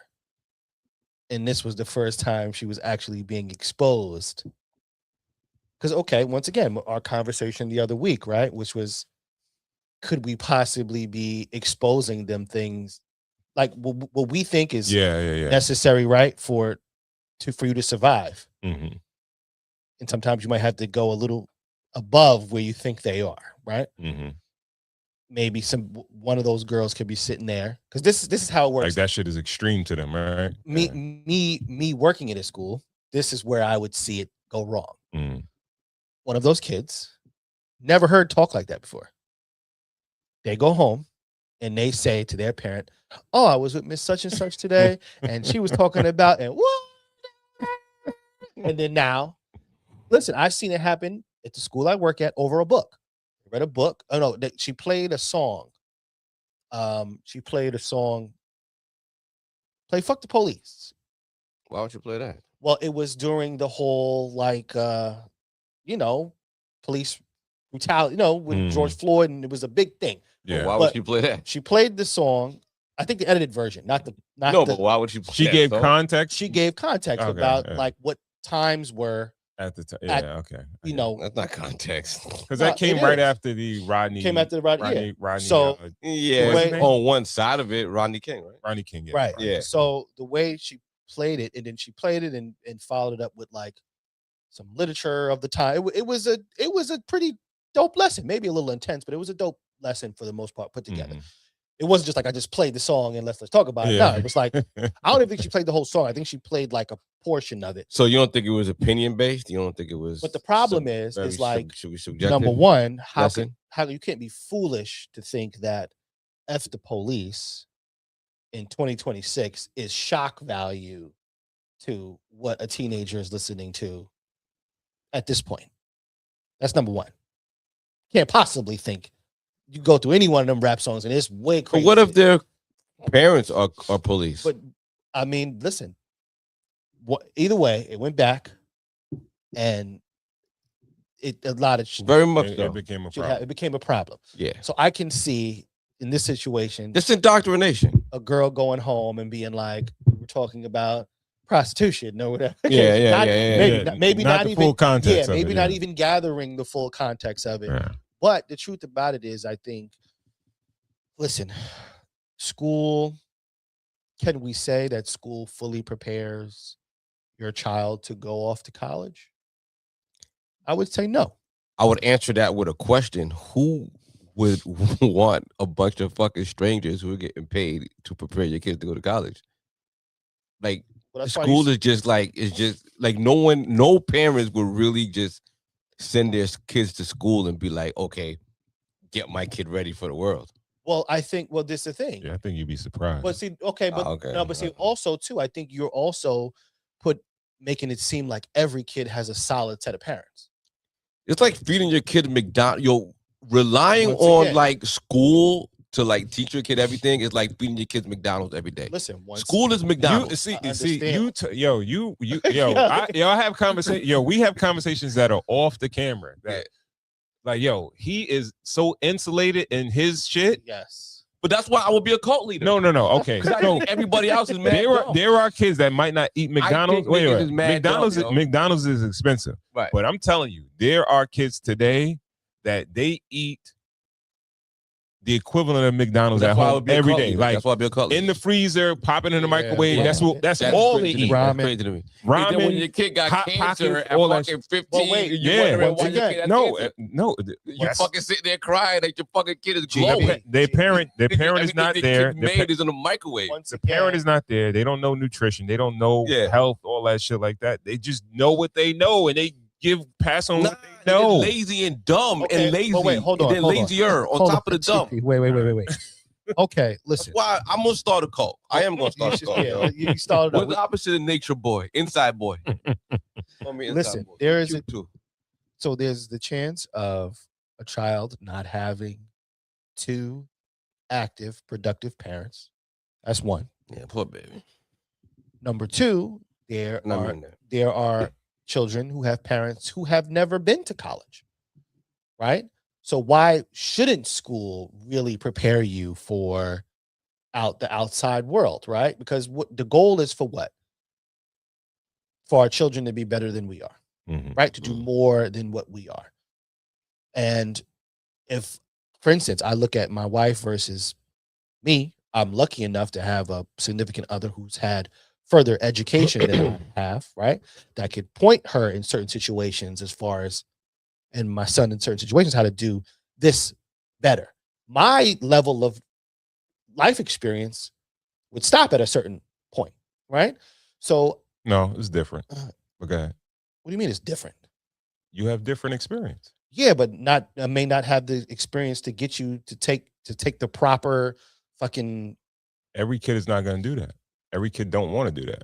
We're referring to going to college, correct? What I'm telling you is my wife has a certain level of experience there that I don't. Yes, I can tell you how to not get beat up and taken advantage of in the street. I can't tell you so much about the college. I mean, I've been my to fault. college. I was thinking of something, but I didn't say it. But go ahead. Say it. I was saying that we use the phrase we want our kids to be better than us, but not necessarily better than us. Like, all right, maybe shit that I didn't do, maybe you'd be different.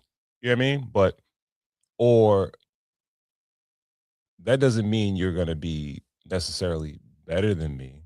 Like More accomplished. That's all subjective, though. No, it's You know what I not. mean? No, It it's is not. subjective. No, it's not. It's tangible. It's very much tangible.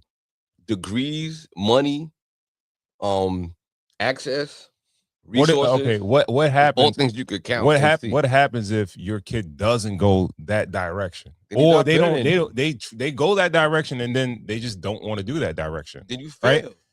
Not necessarily, but then they may take another route that you could help them more. Right? Where it's like, all right, yeah, your mom helped you on. You went to college, you got your degree, but you're not really using it or something like that. You know what I mean? All right. And you want to be creative, Well, listen. right? And then you jump in, and now you wanted them to not be you, or wanted to be better than you, but they need you Well, you know because your kid too. If your kid has the aptitude to be closer to mom, that doesn't matter. This is Get what I'm them- trying to say. When you say when go to people mom. say they want like their all kid, that no. creative shit, go to mom. Like all that. Yeah. This is what I I'm hear you. okay. What I'm But if the you kid act like doesn't have we act mom's like kids are aptitude- not human beings. Where it's like, Yeah, all and right, you can everybody don't want to assess- do the same shit. But you can assess who they are. Like if your kid is an amazing student, go on and get finished school, and then Most come, of us come no. back. Most of us don't say we. It doesn't matter if a kid is great in something else. The path is the path most of the time. We feel like better is you go to college, you graduate, get good grades in school, go to college and get a good job. That's that. Well, no, That's the path. No, for most go people. to cool, please. No, I was just gonna say. I just want to rephrase it. Him bringing that point into it. Okay, more so than go to college. I don't think it's a bad thing to feel like school should prepare your child for the real world. But maybe one reason in general, your kid leaves for school at what time? 8:00 in the morning. They come back at 3, maybe 3:30, sometimes 4. Right? That child is in school more than they are with you. Let alone if they have an activity after school. I mean, on the weekend or whatever the case was. You could just be. Some parents just see their kid to feed them, how your day was, bathe them, and go to sleep. Yeah. Right. So homework. Did it get done? Some parents don't even get to see if it got done. They just ask Study. them, "Yo, it got done? You did your homework?" Weekends. Sure.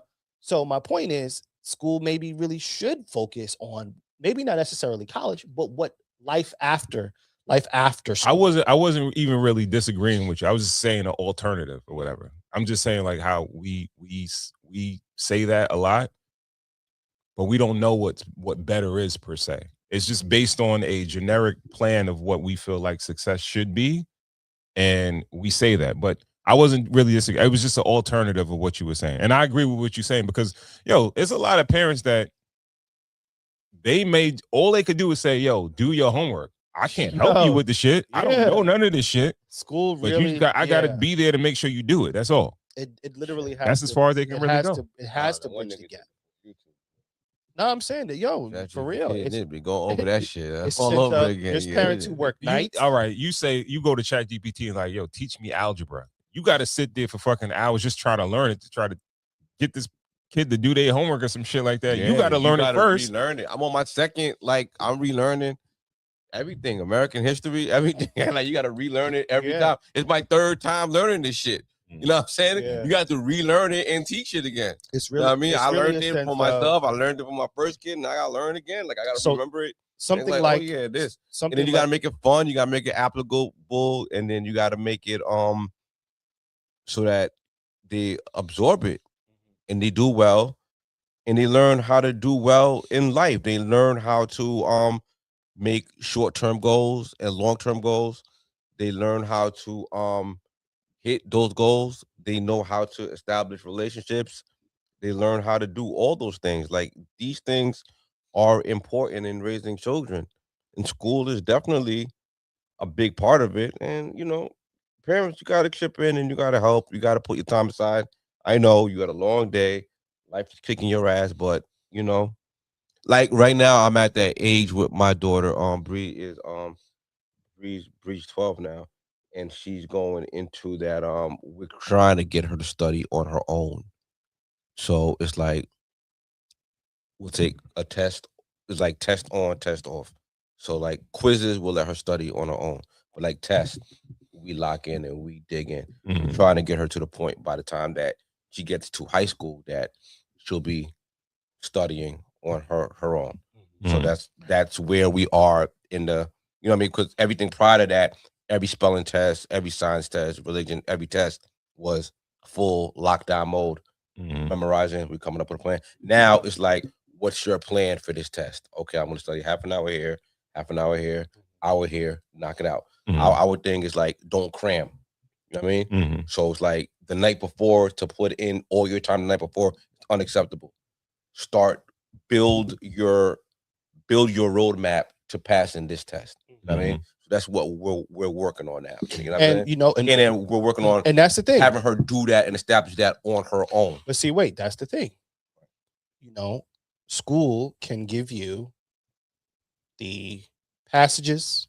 School will give you the homework, but school doesn't necessarily tell you to map out or show you that. And so I only say all that to say is the video that we just watched. I feel like school should be a palatable version of life.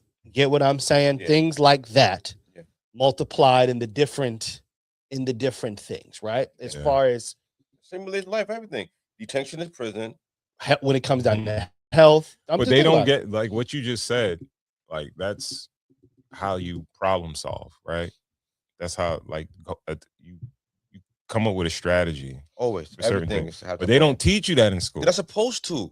What They're you mean? Paid employees to fucking pass time and teach your kids 1 + 1 = 2. You're the one that's supposed to teach your kid that.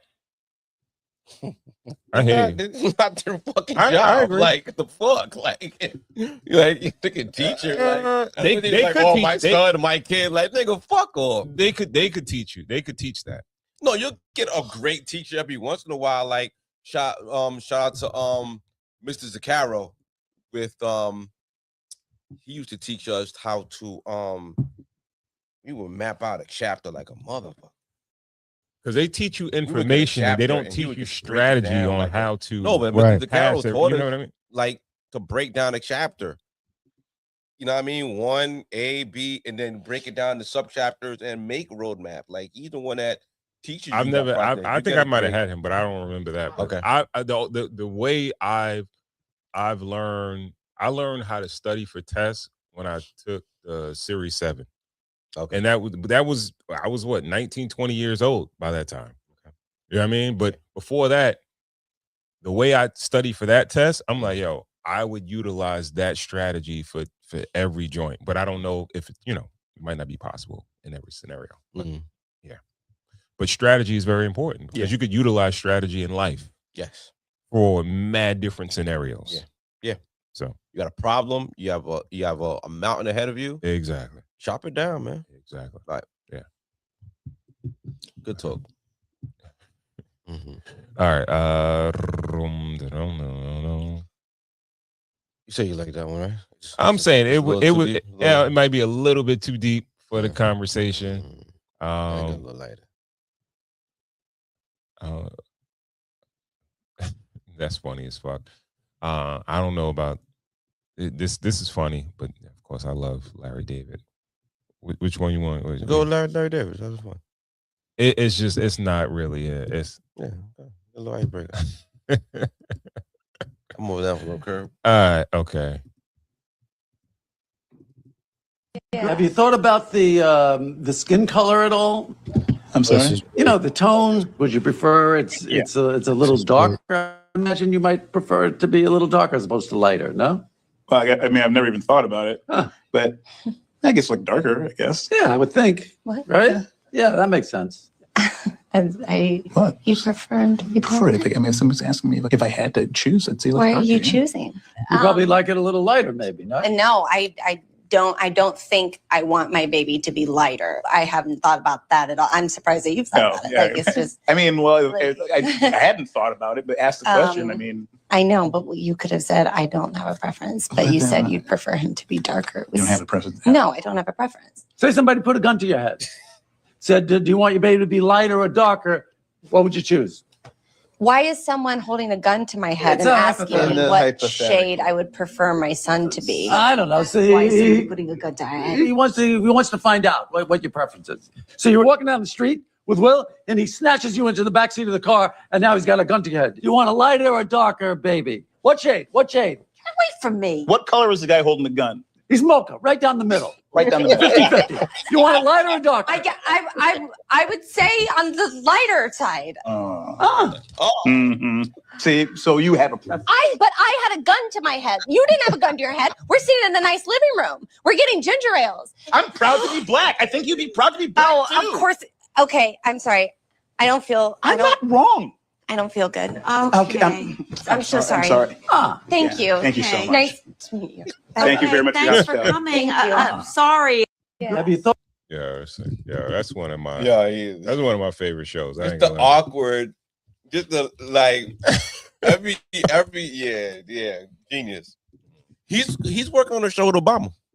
He is. Yeah, I think Obama is executive producing a new show with Really? Larry David. Yeah, comic. Yeah, What's that gonna be like? I don't know, but Larry David much. He was a writer for what Seinfeld. Okay. You know, I've never watched the episode of Seinfeld. No. Nah, I never. But you watch Curb Your Enthusiasm. I watch Curb religiously. Yeah. It's like it's similar. It's very similar. Really? But it's just they curse on HBO versus. Yeah, I think that maybe. But the this is a little better. scenarios are similar. They're very similar. I don't know. It just felt like Seinfeld wasn't for me. Or like Friends or Seinfeld, nothing. yo, Yeah, I never- no, not Friends. Don't put Friends in the same category. It's not the same as- category? No. Friends and Seinfeld is not the same category. Seinfeld is universally funny. Okay. It's not. Shout out to the white folks. It's not white yumpy type of funny. Okay, Like okay. you know what I mean. I always thought Seinfeld was that. Seinfeld. Is it funny? Like, okay, so I could do like 15 minutes of King of Queens. I think it's funnier than King of Queens. I King of Queens is Yeah. I could watch that. I might have. I could watch a I bunch could of do those a little episodes. bit. I could do a little bit of that. You know what I mean? Where I'm fully into like, you know, white sitcoms. I'm a Cheers guy, and by Cheers, I'm a Frasier guy. I don't know. I think you would. Yo, you never watched Seinfeld, I've never bro? watched Seinfeld. Yeah. So I watched Cheers before. Yeah. I used to watch Cheers when I was a kid religiously. Me and my grandmother used to watch that all the time. You know, Cheers on the 24/7 channel, right? Yeah, yeah. Yeah, I'm a Cheers head, yo. I never really watched Frasier. Okay. But yo, Seinfeld is, I think that's the funniest white show ever in history. Really? Okay. All right. Like, yo, bro, and it's like, so Seinfeld is white Martin. The topics is so universal that I don't think it matters if you're black or white. I remember it was like Soup Guru with the soup guy, and was like, I would see it and people would come in and laugh about it. I'm like, that's a real guy though. Okay. That's a real person. Okay. You know what I mean? All right. But the soup Nazi. Yeah. But it's, like, okay, you got to think about it too. We talking about straight up a Jewish star of the show or whatever. He's really, all right. You know what I mean? So it's they laugh at themselves in a sense. I think it's a great show. They're not a sponsor of our show, but Seinfeld is one of the best shows. Hands down, I believe. Got you. Yeah. All right. Do a couple more and then we out of here. Yeah, that was a fun intermission. That's true, man. All right, so where we going next? Cult, yo. I think I got a new life goal, yo. I think I want a cult, yo. You want a cult? Yeah, I think I want a cult. What's gonna be your platform? Education. And pushing. What you mean education? All right. Sacrificing my platform. I gotta think of it on the fly. On the fly. Sacrificing this generation for the greater good of the next generation. Everything we do here now is going to be for the generation under us. So we're going to gather mad resources, gather everything, and we're going to push them to be the greatest level of themselves, and then they'll do the same thing for themselves. What's the benefit? Like, I think people need a benefit. Oh, the benefit for yourself? For your followers. For your followers. Well, the benefit of your followers is like, I mean, right now I'm trying to hash it out. It's like, you're dumb, so just follow me. You gotta have. I'm working on it. And my wife won't let me fuck the other one. So you can't have the other wives? Yeah, I can't have the other wives. So the family it's a family friendly cult. So there'll be no Kool-Aid. Well, dude was Tang. I heard he would actually, guys would come with their quote unquote wives. Oh yeah. And he would tell them like, well, you know what? You're getting the knowledge from me, and she's getting the knowledge from you. She should just be my wife so she can get the knowledge directly from me. And then on top of that, he would say the women get the knowledge from having sex with him. Then he even went a step further. Direct. Say he would tell the guys, if you drink my shit, you'll get the knowledge that way. Oh, shout out to Diddy. You on the Diddy timing. Yeah. Shit. Oh, he's the man nigga drink his skeet? Yeah. Shit. That's what about yeah. But in a cup or right from him? So from what I gather, right? In a cup or right from the hose? I think it matters. I'm not drinking it either way, but I think it kind of matters. I have no idea. The gas pump, nigga. You get 20 on 3, nigga. Yeah. Oh man. Yeah, I'm not gonna make niggas do that. One thing that I noticed though, what I noticed about cults and things like that is the fact that you have to be able to pinpoint a pain for the people. Yeah. That whatever trauma or shit that they're going through, and you got to be able to solve that problem that they have. Yeah. And then they'll follow you. Because it came out that I think I have a name for my followers too. I think a lot of the followers that he had STDs. Oh. Right. I could be wrong, and you guys could correct me if I'm wrong. He had to connect on the ceiling. Well, I think a few of them had like herpes simplex or whatever. Oh, so uncurable joints. Yeah. So he told them that everybody just live and herped out. No, together. he didn't have it, but he said he could. He. I think he said that he could cure it or whatever. So Because nigga a was couple herpes of them Dr. came Sebi. there. He was herpes Dr. Sebi. Sort of, kind of like that. Salute. Okay.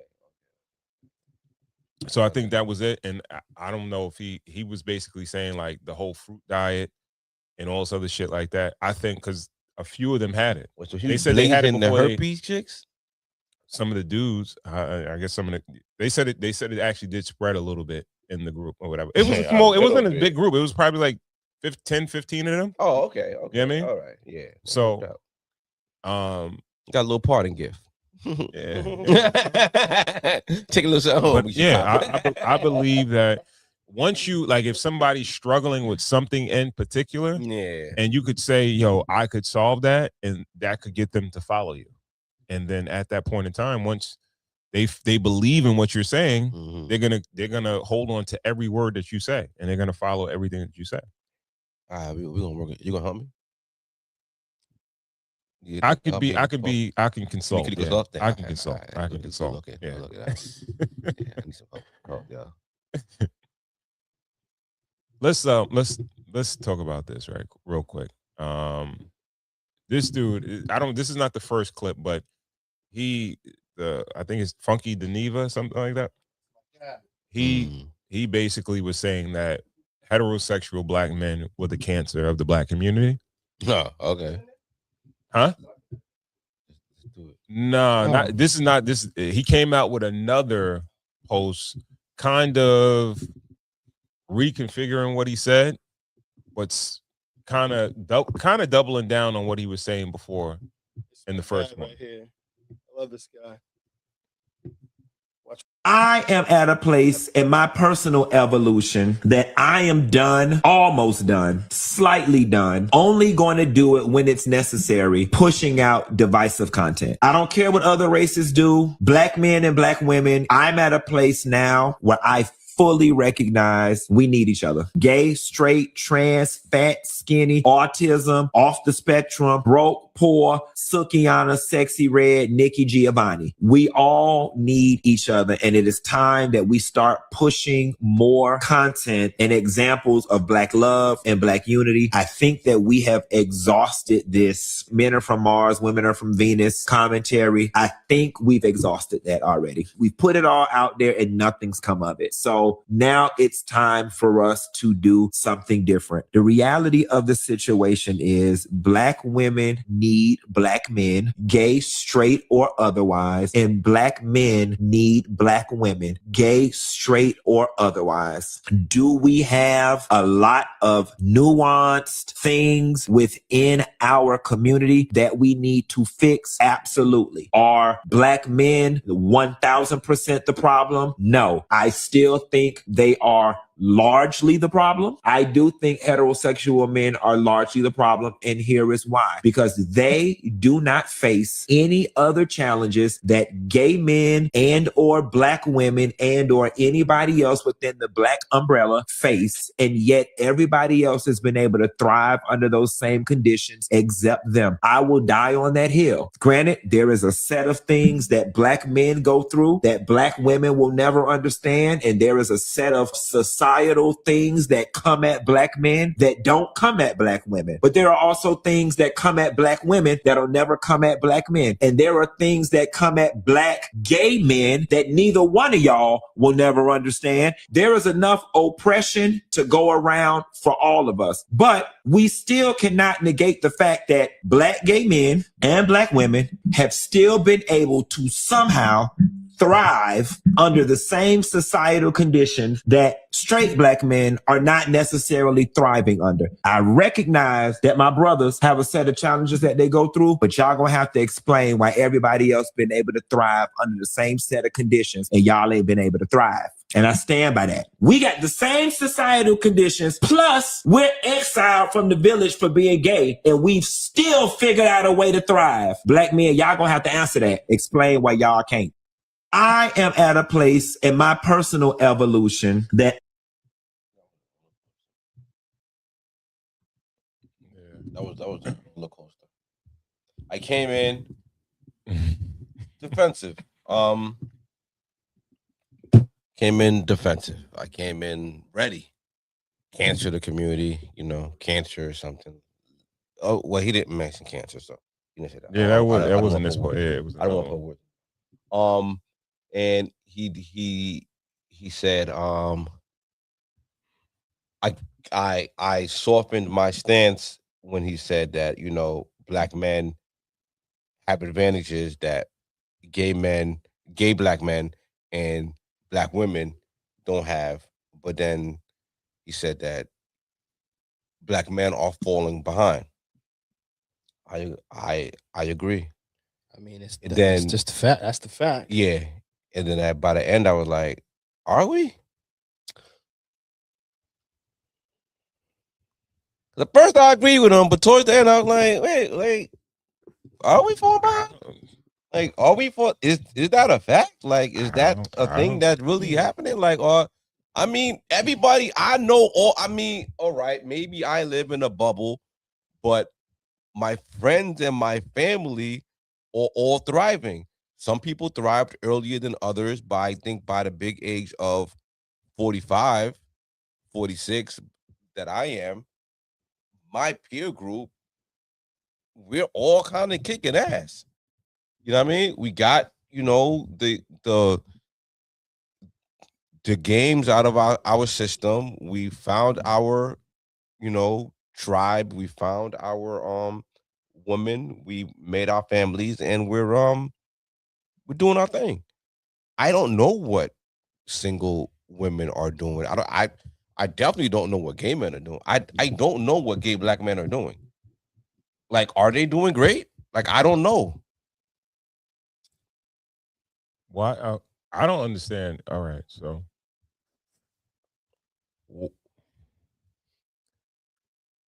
why disassociate yourself? Like, even though you're gay, you're still a black man.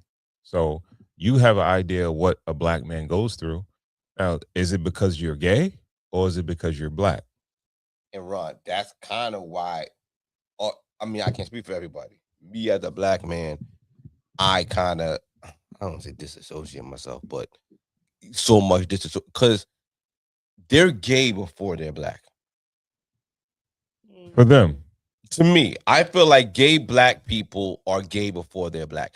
They found the gay is the super minority, and then the black is like the minority, and then they could go into their. But they'll even say they face discrimination in those circles.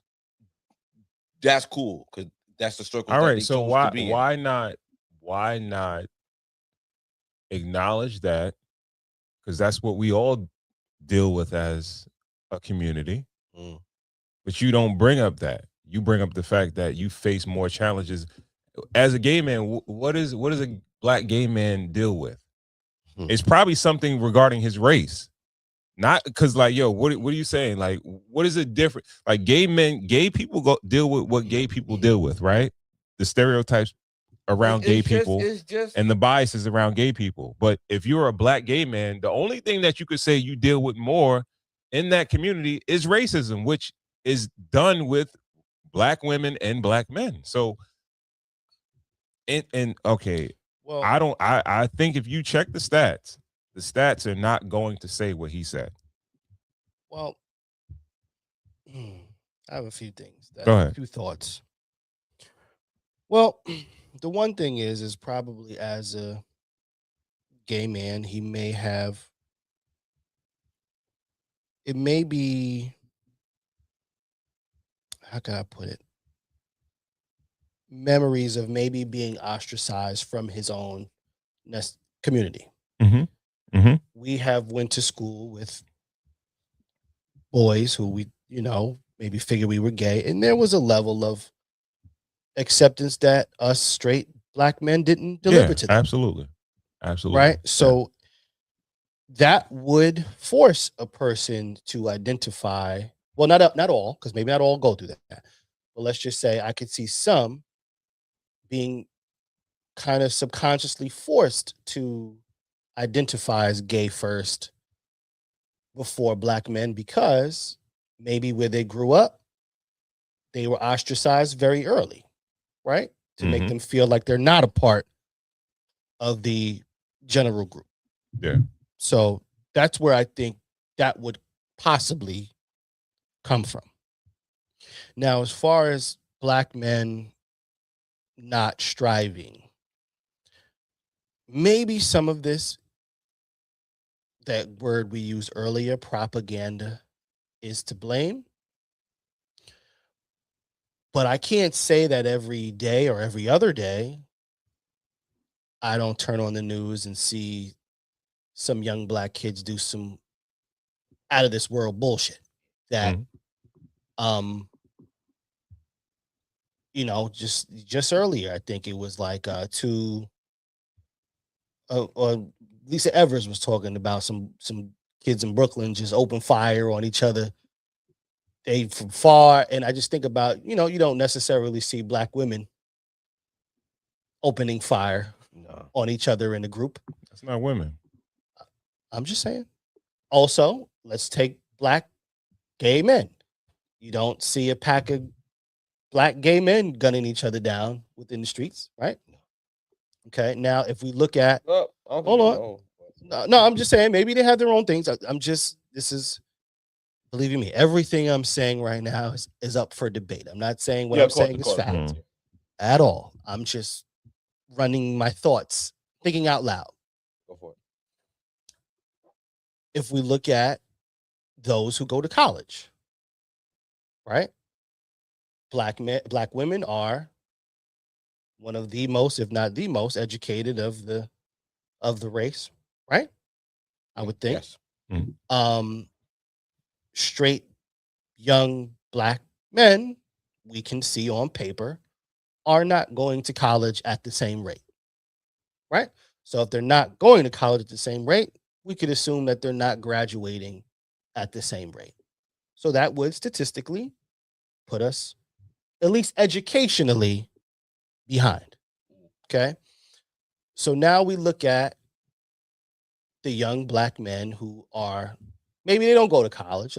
Maybe that's not for them, that are out there at 18 and 19 trying to hold gainful employment.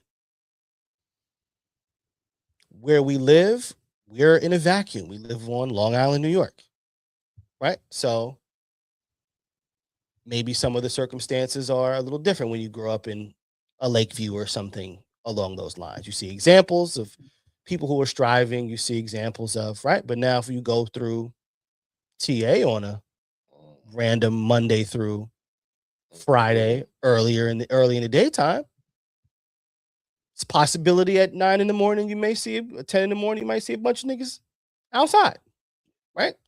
So I think whether we want to believe it or not, statistically, would you say that is there more black men or more black women? It's more women than men.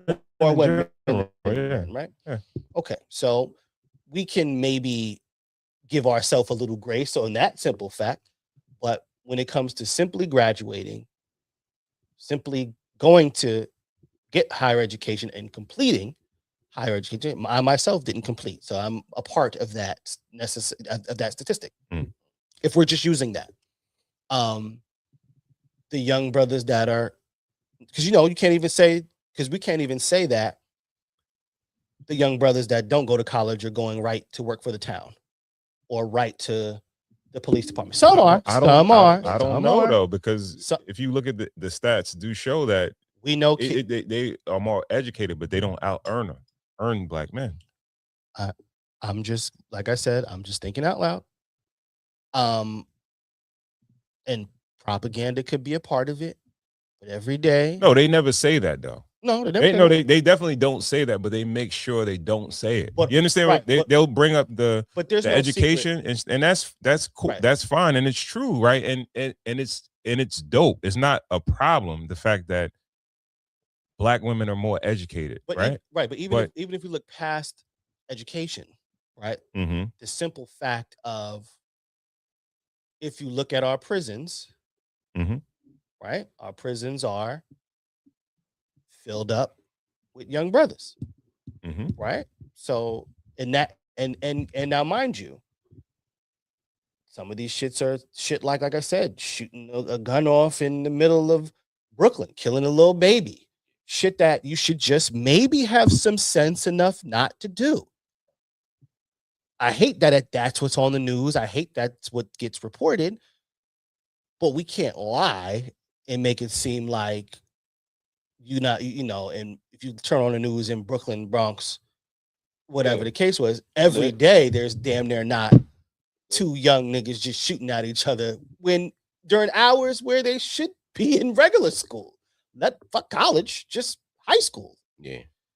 So the little niggas raised by their mothers too. Sometimes it does suck when the pendulum comes our way and it's not necessarily in our favor and somebody tells you about yourself. But I also think the three of us sitting here, I can't say from a place of privilege, but we are speaking from a place of sense, having some sense, knowing that certain things you just shouldn't do.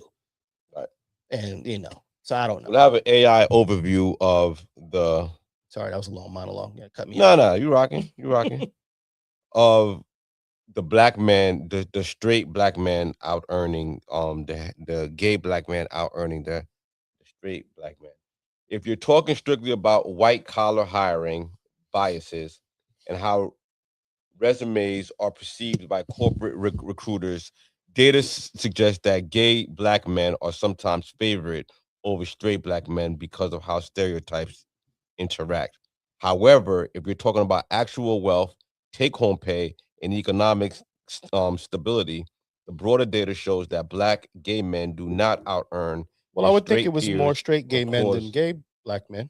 Right? Well, I think by capita, I think by percentages, it's just not happening. Okay. So I don't know what homeboy's talking about.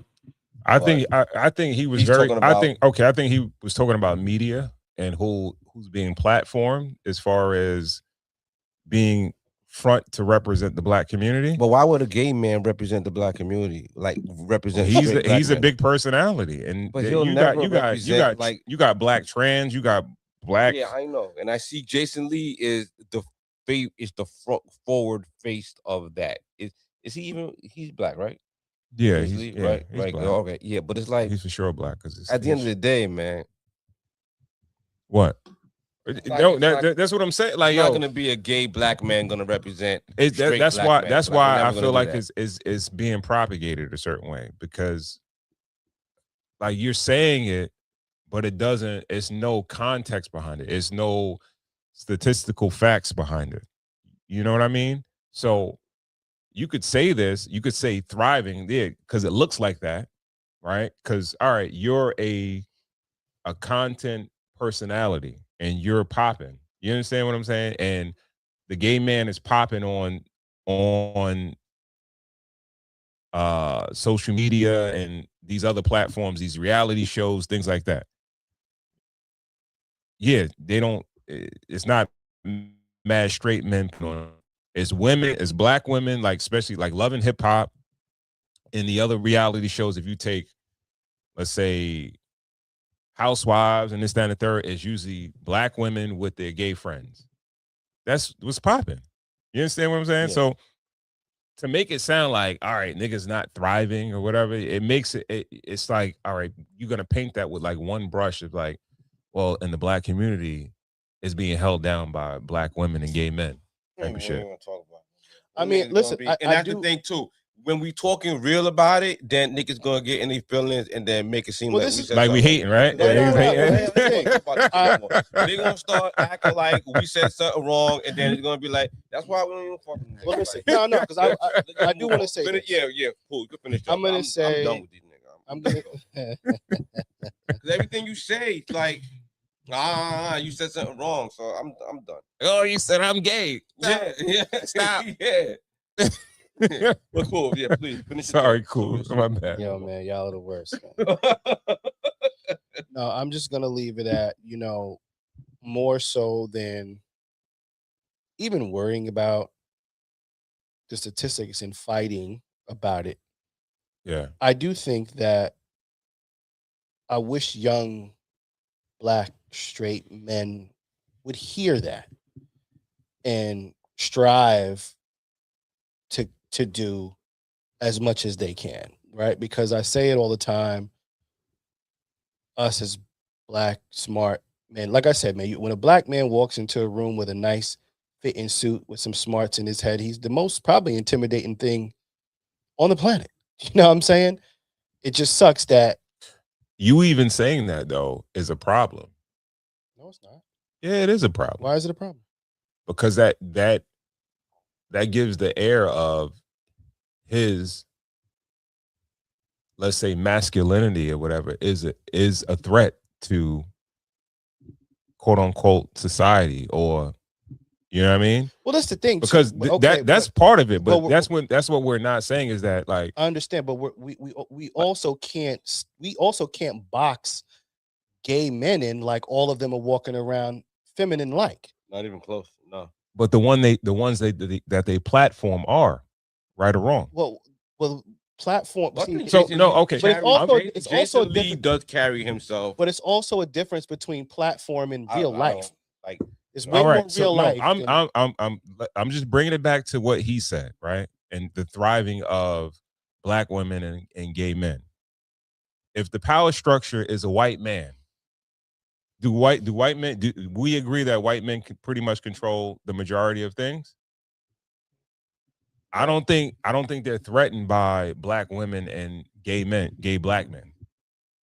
Now, if the masculine black man comes in and he does have intellect, he has a presence about him, I think they would be more threatened by him than they would be of the woman and the gay man. Yeah, I understand that, but my point is, you can't help who you are, nigga. You know what I'm saying? If you can't help that shit. The point is, don't be caught out in the street gunning a nigga down for nothing. Don't be caught on the street.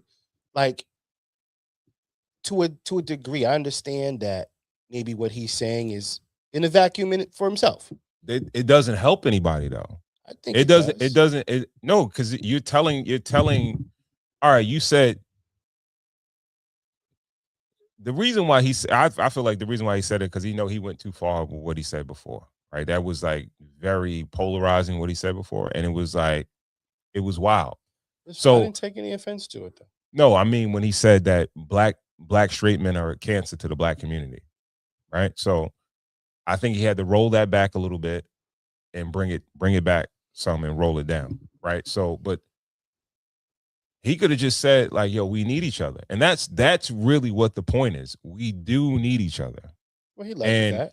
And the thing is that we need to stop separating ourselves, all right? Because usually the biggest pain of all of us is our color, our race, the fact that we're black. Not the gender first, not the sexuality. And the thing is that, all right, if you have a problem as a black woman, right? Who you gonna go to? Who you gonna go to for help or protection or whatever? You're gonna go to your black man. If you a black man or whatever, black straight man, and you have an issue, you're gonna go to your fellow black man, your fellow black woman. If you a gay black man, you're gonna go. And it's something about race. You're gonna go to your black people, right? So that's what in that essence, we do need each other, and we need to stop being divisive in the sense of like separating ourselves, like this group, that group, that group, right? Because we don't have the luxury of that. We not like if our community was all the way click tight, then we want to start talking about certain other things, and we'd be like, oh, segment certain things. All right, cool. We already click tight, so we could talk about this and not be an issue. We're already too separated to continue to be divisive and separate ourselves even further. Now, I'm with you, but I don't think we could blame him for bringing up this particular separation, right? When 9 times out of 10, probably where he grew up, he was forced to be separated already. It was probably the bigger group that began to ostracize him first. So let me ask you, you think that you believe that where he was or wherever he's from, You think his first jump into his sexuality, it was like, yo, no, I'm not identifying with, like, he probably dealt with other gay black kids or whatever he dealt with, right? So it was still blackness there.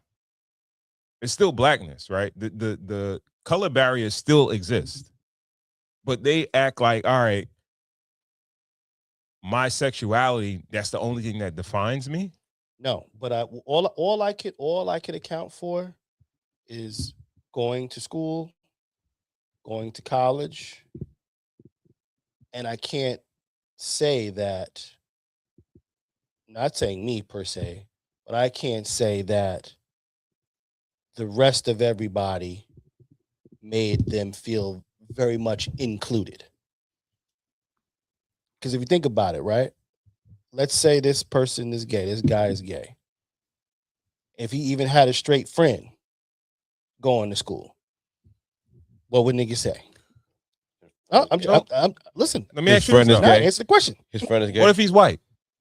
Is it any different? We're talking about blacks, though. You're not talking about whites. Anyway, if he's white, would it make any difference? A straight man with a straight man. About, I don't know. No, I'm saying, confuse me with that. Gay people get ostracized by, I don't care if you Indian, whatever, your race is gonna ostracize you regardless. So no, we can't. Okay. You're gonna tell me there's one race that is more accepting of homosexuality than the other? I'm not sure because I'm only one race, but all I can tell you and then is, hold on. There are other cultures of people that are way deeply more religious than black people, and that shit is, they don't go for that shit. Right. I'm not refuting that. So this is what I'm saying. You can't. Maybe this is where that's coming from. It could stem from. Oh yeah, it's definitely trauma. Yeah. And what? No. What I get. This is what I'm trying. I get what you're saying, but what I'm saying is that when he first got ostracized as a kid for being gay, you think he ran to a white person? No, he probably was with another black gay person, right? He probably had his group of gay black people before he started venturing out to know all different races of gay people. Now you can put him in a gay game. No, I'm not saying that. No, but Funky Deneva, whose real name is Quentin Latham, was born and raised in Miami, Florida. He specifically grew up in Carroll City neighborhood. So, Florida. Miami, Florida at that, Carroll City. Human instincts is that you're gonna find people like you, right? Yeah. Chances are, I'm assuming he found other gay black people. Yo, Ron, we can't even talk about Yeah, fuck it. I'm not gonna. They don't even really want us talking about them. All right. All right. One more, and then we done. Yeah, let's go to the bottom. Let's go to the bottom to go to home. You getting sent up one. You don't want to do what you call it? She. All right, we'll do this. Let's do this one. All right. This is. Wait, that one was the other one. See, look, this right here is exactly what we fucking talking about. That's what I'm talking about. Yeah, I want to finish bitch. Up this. She go there because that's exactly. That's kind of where, that's gonna end off the conversation. This is what we talking about. Oh, okay. I don't know exactly what y'all talking about. Okay. This is what we talking about. Based on Mr. Gathrigh's age, physical abilities, things like that, do you think that the prison would benefit from him in a work capacity if he were sentenced to life without parole? I say yes. With my experience, not only just in classification, but as former warden and even as a jail administrator, he's someone that's young, he's healthy. In reality, we need that labor, we need that sweat equity, and we will put him out there to work because we do have an aging prison population, jail administration. We have that. So we put these young individuals to work and get some sweat equity out of them since they are young and actually can do the work. And I know we talk about life without parole and death row, but for our jurors' education in Florida, what does a life sentence without parole mean? A life sentence in the Florida Department of Corrections means from the minute they're brought in, they're assigned an inmate number. He will be assigned an inmate number, and when he dies and leaves in a body bag, he will still have that inmate number. An inmate serving life will never, ever get out. There is no parole in the state of Florida, and they're not ever allowed outside the razor wire and the fence of a secured facility. So the only way that an inmate serving life without parole would leave is when they die by natural causes. And based on Mr. Gathrigh's age, That shit is. Wish. Now He look like Chris Brown. Now that's a young man. Maybe you get some pen pals. Now right? that's a young black man. Nah, you gonna be Spent busy. his You got enough evening pals in there. tracking some other guy down to do something Drove 3 hours. heinous to this man. Okay? Mm-hmm. Probably for no money. Not even for money. Okay. And when he got in there, he says, I'm sorry to the family. I wish I could take it back, but I can't. All of those retrospective things. Yeah. But he had no business doing any of that. Like, and mind you, there was more than one of them. That's the funny part about it. It's 4 niggas. Yeah, well, I In a group. Three, yeah. I'm just saying 3 niggas in a group. Now, one young black man has sense enough out of 3 niggas to go, hey, I don't think this is a good idea. Okay. Who got the car in Boys in the Hood when they want to ride? Trey got out the car. Yeah, let me out, man. Trey with his pops. Trey live with his pop, right? Yeah, Trey live with his pops. So it's Yeah. very hard. Yeah. It's hard. Now, mind you, this Not is the car, man. maybe a Get out of here. microcosm of things. This is, but it's just tough to like say that we're out here thriving when things like, and mind you, this is just the one you see on TV. You know what I'm saying? This is the one that made it to, because he was a rapper. That Yeah, they he's a killed. rapper. He's a rapper. See, you dig what I'm saying? This happens every day. Every day. No, okay. All right. So, Murder. yeah, I hear what you're saying. We got work to do. But No, you ain't here. You don't wait, hear. You just want to argue. No, I don't want to argue. well, I don't if want to I argue. could- He if talking I about could- talking if I about me, could- right? if I could- Yeah, I'm Where you talking said about where I where have where a this dude thought. from? Where Funky Deneva from? Florida, What part? Carroll City, Carroll, the hood. Miami. It's the hood, right? Yeah, these niggas. So up you top. don't These niggas think up top. you don't These think he niggas got no that- little cousins, no little nieces, no little maybe that's- uncles, well, no maybe- nothing that's maybe that's still in the hood? Maybe that's why he talking about it. But he's talking about how he thriving, right? How he thriving. He not talking about how his family probably still in Carroll City in the hood. Well, But you family can't- is you one can't thing. stop- but a nigga doing this, you ain't got no control over that, brother. Whether You he your- whether he your niece got or your control. uncle- You have to take a little responsibility over it. As men, we If could you look in can't- the mirror. if We you could, don't- could look in the mirror and be like, okay, listen, we did our thing where we hit, our goals and where we want to be. We ain't reached back and helped enough. But you never seen a young nigga that don't listen to what nobody Mad say. nigga. Smell little niggas that I don't got listen to what mad nobody niggas. say. I got mad. I got I got a job for you. I whatever. First-hand Niggas don't- stories of Yo. young men that I've took in to get, but jobs and file job interviews and all that. Ain't want none of that. They ain't want none of that. But we could have went and got another one. All right, that's fair. I hear You know what I'm saying? We could have them. We could do more. Right. We could continue to do more. You're being way too cynical for this. No, I'm not. Dude. No, really no. You acting I'm like just this no. don't I'm just exist, I'm just real enough. I'm real enough to say to myself like, nah, I didn't do enough. Yeah, I took a nigga that I could help you. I'll get a job or some shit like that. But I'm not entrenched in these niggas' lives. I got my own life to live. I understand. And that's how most niggas think. I understand. I got my family to worry about. I got my own life to worry about. I can't pull a nigga up by his bootstraps. Okay, but now here we go. Yes. Unless I'm getting paid for it. It's No, my job. You are correct. Oh, we are brothers. Wait. Yeah, You are. I'm sorry, GB. You are correct. But have you reached back before in your life? Yes, you have. I'm not saying no. You've reached back. Okay. You've reached back to me, right? When I didn't have certain means, you've reached back and reached your arm out and said, "Hey, yo, I got this. You want to come? Whatever the case is, want to come." Yes, you did do that. You've done that for a few other people. Maybe you can't do it. Your life isn't a life of advocacy, but you did do it. I'm living proof of that. You did it. Now, mind you, okay. I took the advice one way. right? But I'm pretty sure that there's somebody that you reached out to that didn't take it the other way. At the end of the day, you have children, you go on, you do whatever the case was. But if each one of us at least reaches out to one or two, that's more than what anybody could ask for. Okay. Definitely.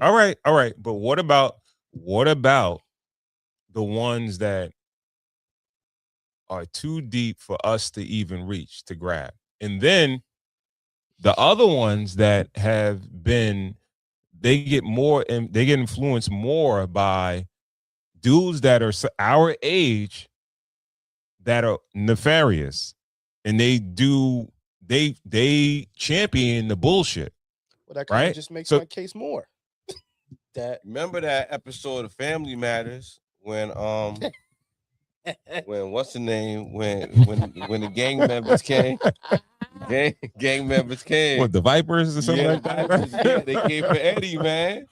And the car stood up like, nah, nigga, we ain't going that. You know what I mean? Like, you gotta leave him alone. And then Rock, you know what I mean? And there's an episode of every black sitcom where the male antagonist shoots out and revokes the black bad influence from the neighborhood. all I'm that's saying- coming in with that flashy money and coming in with all that. It's 20. And if you reach out to a black, youth, maybe he's too entrenched, but maybe he got a little brother that he like, yo, listen, I'm in too deep, bro. I can't go nowhere, but yo, my little bro. I know it's a movie. It's a movie. I know it's a movie. This is for everybody watching. This is how you know where niggas is from, because niggas relate to sitcoms, right? And it's like niggas, bro, like niggas talk about, like, yo, this is the parallel, a sitcom, right? Because you know why? Because the town that we are from, right? The deepest you gonna get is like maybe a little hustling here or there. We talking about communities where young kids got assault rifles. But see, that's the thing. You understand what I'm saying? We don't go through. This is not the type of shit that we not used to that shit. I understand, and you're right. Yo, you're right. But I feel like though, at the end of the day, it is 2026. Information is not at a shortage. Information is not at a shortage. That little nigga with a assault rifle, cool. And my point is, okay, you can have it. What does that mean? Wait. What does that mean, though? You can have this assault rifle. You can have it, right? Because it's legal to maybe have. Well, I don't know if that one was, but it's legal to bear arms where they're from. Mm-hmm. We're from a place where it's not legal to bear arms. Mm-hmm. But when you drive 3 hours with 2 other niggas, so 3 people on the same mind frame, it's one thing to have a pistol. It's one thing to use it and have it in case you got to use it. But the mentality to drive 3 hours somewhere to harm someone who just made songs, mm-hmm. I just feel like that is where we shouldn't be at, in this day and age. That's all I think before you get there, I think we have to realize that your experiences in life create your life's value, right? So if I grew up in a suburb in Long Island, my life experience predicates my life value, the way I value my life, because I know what life is or what a decent life is. You know what I mean? I know at the bottom where my shit will be. I know at the middle and at the top, I got an idea where I'm gonna be, right? Because in any neighborhood you go to, you see the bottom, the middle, and the highs, right? So we don't know what these niggas is going through, where they live. They live a different life than we live. 2 things. First things first. So are you saying because where he's from, it's okay that he did that? I'm not saying it's. I'm not saying nothing's okay. Okay. But number 2. No. I'm not saying no. Everything that no. That's not what I'm saying. You're almost saying it's fine. It doesn't. No. They should drive and kill niggas. Certain things. Right? No, certain things are normalized. I'm not saying it's okay in certain areas. Like no. You won't. You be hard pressed to find a nigga in Lakeview that has a AK-47. No, Right? Because right? Okay, I'll let you. Why would he need one? Huh? Why would he need one?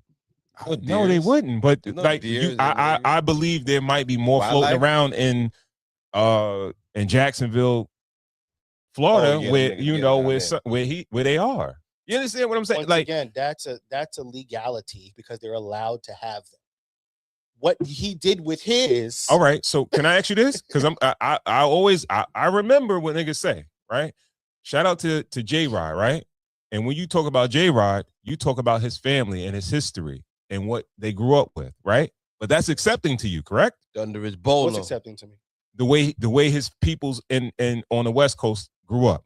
And the culture is the culture, right? You was like, yo, that's what it is. That doesn't mean I accept it because he thought- has No, all right, you don't have to accept it, but it is what it is, right? because he has a brother that's now, mind you, out of all of them, there's a brother who is really big into the ministry. So my second thing to say with you is, if that were the case, then you would not have any successful people from this place based on that. You're from here, so you have to, these things happen. No, That's what you're because- saying. No, that's not what I'm saying. That's what y'all are saying because y'all saying that what this dude said about black men being a cancer is all right because of what this kid did. When it's a bunch of niggas that do well. He didn't say that. I did, yeah. He didn't say the cancer thing. Yeah, No. that wasn't even in the video. No. I'm all right. But what he said is that black men are the problem for the black community, right? He didn't say cancer. And this one, right? You heard But problem. I heard not thriving as much.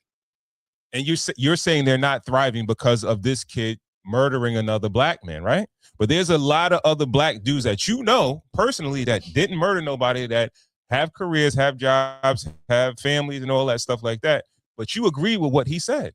You said you kind of agree with what he said, right? Yeah, I agree with right. a good portion. Yeah. A good portion of what he said. But I bring up the example, and when I'm talking about gang culture and how it's kind of customary on the West Coast, you be like, well, there's niggas that do ministry and do well. But that doesn't make it good though. Because I'm not saying nothing's. I didn't say good, bro. I'm just saying I feel like we're what's going around normal. in What I'm circles, talking so I'll about let what's you being normalized and what's indoctrinated in certain cultures. But that's how niggas grow up. And this is what I'm trying to say, where down there in Florida, where they might be in those communities, they might be poorer than we have ever been used to. They may be accustomed to certain things, gun culture and things like that we've never been accustomed to, drug use that we've never been accustomed to. And then we critique them and we criticize them about why they're not doing better.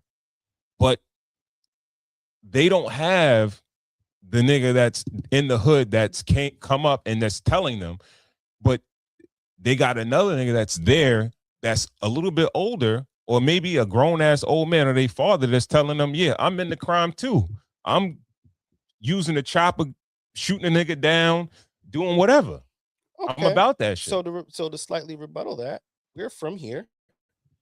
There's some niggas right where we live at that aren't doing what they're supposed to do. Right Okay. here. Black men right here under our nose. Okay. That aren't thriving and living up to what they should be doing. Okay. Right? Yeah. They All right, can't so- be part of my cult. I'm just there you I'm go. not taking them. There you go, GP. Thank All you. Oh, I agree. I agree. There's people that's not thriving, but that doesn't mean that if you want to relate this particular thing, they're not killing niggas, they're No, not murdering, But they're they're just not doing extremely well. Okay, the video, to backtrack, the video that we watched was simply women, black women, gay guys thriving under certain circumstances, straight black men, not necessarily. That was that was the premise of the video. Right? Yeah. So in certain situations, You yes, said you agree with it. I agree with a portion of it. Yeah, Okay. I do. All right. What's that? That's fine. That's fine. But all I'm It's saying, fine, no, but all I'm saying is that we We're can't at the bottom, bro. chastise Black, these black other men are at the bottom. Like black men how are black men How? are the how black. We talking about everybody passing the black man. you at the Everybody bottom? Are you at the bottom? Nigga, I'm not that kind of black. Oh, though. okay. I'm not. And this, I'm not. I guess you're Haitian now. You're not a black man. You're Haitian. well, right? what is okay? Well, what You is at the bottom? What are the Are you at the I bottom? at the bottom. Nigga. Are you at the bottom? I'm looking up World Cup tickets, nigga. I'm going I'm in World the Cup, nigga. Huh? I'm in the middle. All right. So, but you're not at the bottom, right? Yeah. I'm in the middle. But all right. I feel as- like as I a feel like I'm whole- not at the bottom. As right? a whole, So as a whole, What do the numbers as say? a whole, the numbers black don't men- say that. That's what I'm trying to say. Well, the It's the just- numbers it's just- don't it's say the that way a nigga feel. black people as a whole. No. All right. Don't community. Don't no. move the goalposts. Listen, He said black men. All right. He said but- black men. All right. So let me finish my thought. A community is based. Don't by take my the- point and try to prove a point. Because what I said was that we I have need my to stop independent segment. vote. we need to stop segmenting ourselves do the because we're numbers- all All right, black. let me Do the get num- my point, Go and ahead. then you Make can it. bring your all right. A community is based off of their men. I would say, like, you base a community when you count white people, Hispanics, Asians, everybody, Indian. You count what their strongest, you know what I mean, demo is. Does everybody realize that though? I think so. I don't think so. And as black men, we are at, like, black people are at the bottom, and I think that that's our fault as black men, because there's too much of that. There's too much of young niggas giving their sweat equity to the state Mhm. and to the county Mhm. instead of giving it to the community and making us better. Mm. So Okay. that's where I'll lie take with that. it. I'll take it. Hey, you got that, GB. So I'll take that. that was too easy. I was expecting I'm more. not yo. I was I'm not. expecting I'm, more. no, I was I'm not good. expecting, I'm not good. No. Yeah, I'll give it that, bro. Yo, bro. Yo, what? You got it, GB. Right Yo. about that. Yo, bro. Like, The Moors. don't put me in that. You know I don't be doing that shit. Like, yo, bro. The way I'm not trying to grab the glory from the past and try to, like, motivate people today. Today is today, right? And what niggas need to do today, like, that shit is not gonna help us. You understand what I'm saying? So you're correct. Like, niggas need to stop falling for the booby trap. But the only thing that me and you would differ on is that you don't feel like it's no booby trap. You think niggas doing it to themselves. You know what I mean? That rack trap got that cheese. That cheese smells delicious, and that shit catch niggas every time, nigga. That's that same provolone, nigga. That provolone smells enticing, nigga. Nigga, the head chopped off every fucking time. Yo, before we wrap it up, I need your expertise on the subject. This Audemars Piguet that everybody thought that they was getting, man. This AP collab with Swatch. You're good with all the movements and all that. AP has its own movement. Yeah. So shit, they would never get to that level if they didn't have their own in-house movement. Gotcha. I can't help but think that they're severely devaluing their brand with a Swatch collection. Like, I don't think so. I can't understand why they would do something like this. Make a $400 pocket watch that people can easily It's a put a marketing bezel tool, and a crown on. Do they need? Does Rolex need marketing? Like, do they need? I don't know. I just felt like it was a clout move. It was a weird move. You know who had a video that was brand. super insightful? Was Sauce Walker. You saw his video? No, I didn't. Try to find it. He was basically saying how I found it. Audemars Piguet was trying to trademark the octagon bezel. Okay. And they lost. Oh. So, which was going to open up the floodgates for other watch companies to use the octagon bezel. So they figured they would do the collab, you know what I mean, to just, I guess, again, marketing and promotion to reassert themselves as a dominant brand. And yeah. All right, let's watch that first one first. Let's go This up one? a little bit. Let's go up there. So the co-founder, great grandson of the AP co-founder is a black man. So it's a black owned company at this point. Is did one of them get with a black person or something like that? Of course. Okay. That's the way black people are usually made in that shade. Oliver Audemars is the great grandson of Edward August Piguet, who co-founded Audemars Piguet in 18. Never, and his founding panels. And Oliver now helps oversee one of the most exclusive watch companies in the world as vice chairman of the board. That's dope. Yeah. Trained as an engineer and economist, and even launched his own materials science laboratory. He joined Audemars Piguet in 1997, later moving into board leadership while helping guide the brand's long-term innovation, manufacturing, and family stewardship. Today, Audemars Piguet sits along Rolex, but Patek Philippe and Richard Mille as one of Switzerland's big four independent. It wasn't four; it was a big three. Richard Mille just kind of got in there. It was always it wasn't even. I thought it was Patek Philippe, Audemars Piguet, and Vacheron Constantin. Oh, so Rolly wasn't even up there. Not really, as the some people would say that it was the top three in horology, but independent watchmakers. The brand reportedly generate around 38 billion annually, while internationally limiting production roughly 57,000 watches a year to maintain exclusivity. AP prices retail for $40,000. I would never pay $40,000 for a watch. You really? No. Really? No. You would pay $40,000 for a car. A car is different. Why? A watch is like that's the value. The watch doesn't. The watch is going to stay $40,000 way longer than the car is. Not really. Please explain. It just depends on the piece. Why are they showing this? Is this like are they going to do this? No, that's a rendering. I think people are going to. Oh, that one has this.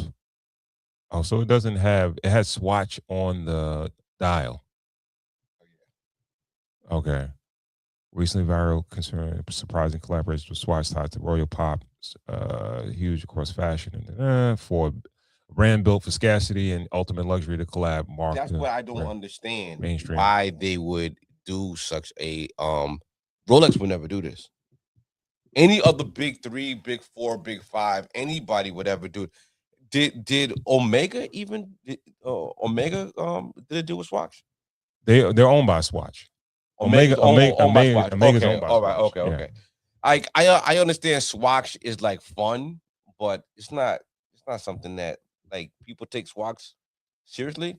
I know they had the moon joint, but that's Omega. The Man on the Moon is an Omega watch, right? But they're owned. The Swatch Group owns Omega. Okay, so that's their. They're out of Switzerland, right? Yeah. So they own. I want to say they own ETA, which is a movement company, which is like a lot of like, let's just say, most movements are some have regular ETAs where they'll put a ETA into like a luxury brand watch where I hate to say it, but back in the day where like Breitling, Hublot, these companies would use like generic movements and put them in there. But now they do variations of, they'll do customization to the movements now going forward. I'm not sure about Hublot, but Breitling actually has changed that. And they are starting to use, I think, in-house movement, or they bring the ETA in-house and then they do variations to it. They add stuff to it. But Swatch owns that. So a lot of the times, like Breitling's will have a $300 movement inside the watch, but they're charging $5,000, $10,000 for the watch. You know what I mean? Now, of course, precious metals, gold, and things like that. Would never buy it. No, probably now. There's a watch that I want right now. Huh? Oh, put this one on? No, put us on. Okay. There's a watch that I do want right now that has a it's a long jeans, and it has an ETA. They take the ETA, they do their own spin on it or whatever like that. Yeah. But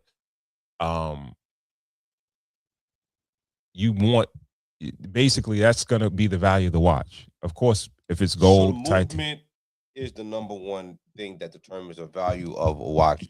Next thing is the precious metal. Then the next thing is the band. The brand The brand too. You're gonna pay for the brand too. You're gonna pay for the brand. Yeah. Brand last. Yeah. Brand is third. I believe brand is third. Yeah. But for the most part, Movement, finish. Yeah. But so what's the best finish? Gold or it depends because Rolex, they use what is it? 309 steel. They don't use regular like stainless steel. They use a specifically type of steel. When they use rose gold, they use gold rose gold something. They have their own trademarked precious metals. Rolex does. Wow. You know what I mean? All right. So now these days you'll have a lot of bezels that are ceramic. Okay. You have like certain watches. That's the difference between a high-end watch and a cheaper watch. Like the sapphire crystal on the precious metal, the dial material, the glass on top is if it's sapphire. You know what I mean? Things like that. Little shit like that. It all adds into the value of the watch. And of course, you're gonna pay a marketing price. You're paying for the brand also. Yeah. But that's dope. I didn't know that's dope that there's somebody, I guess black Yeah, that's I thought involved with that. Let's go to source and then bring it home. Okay.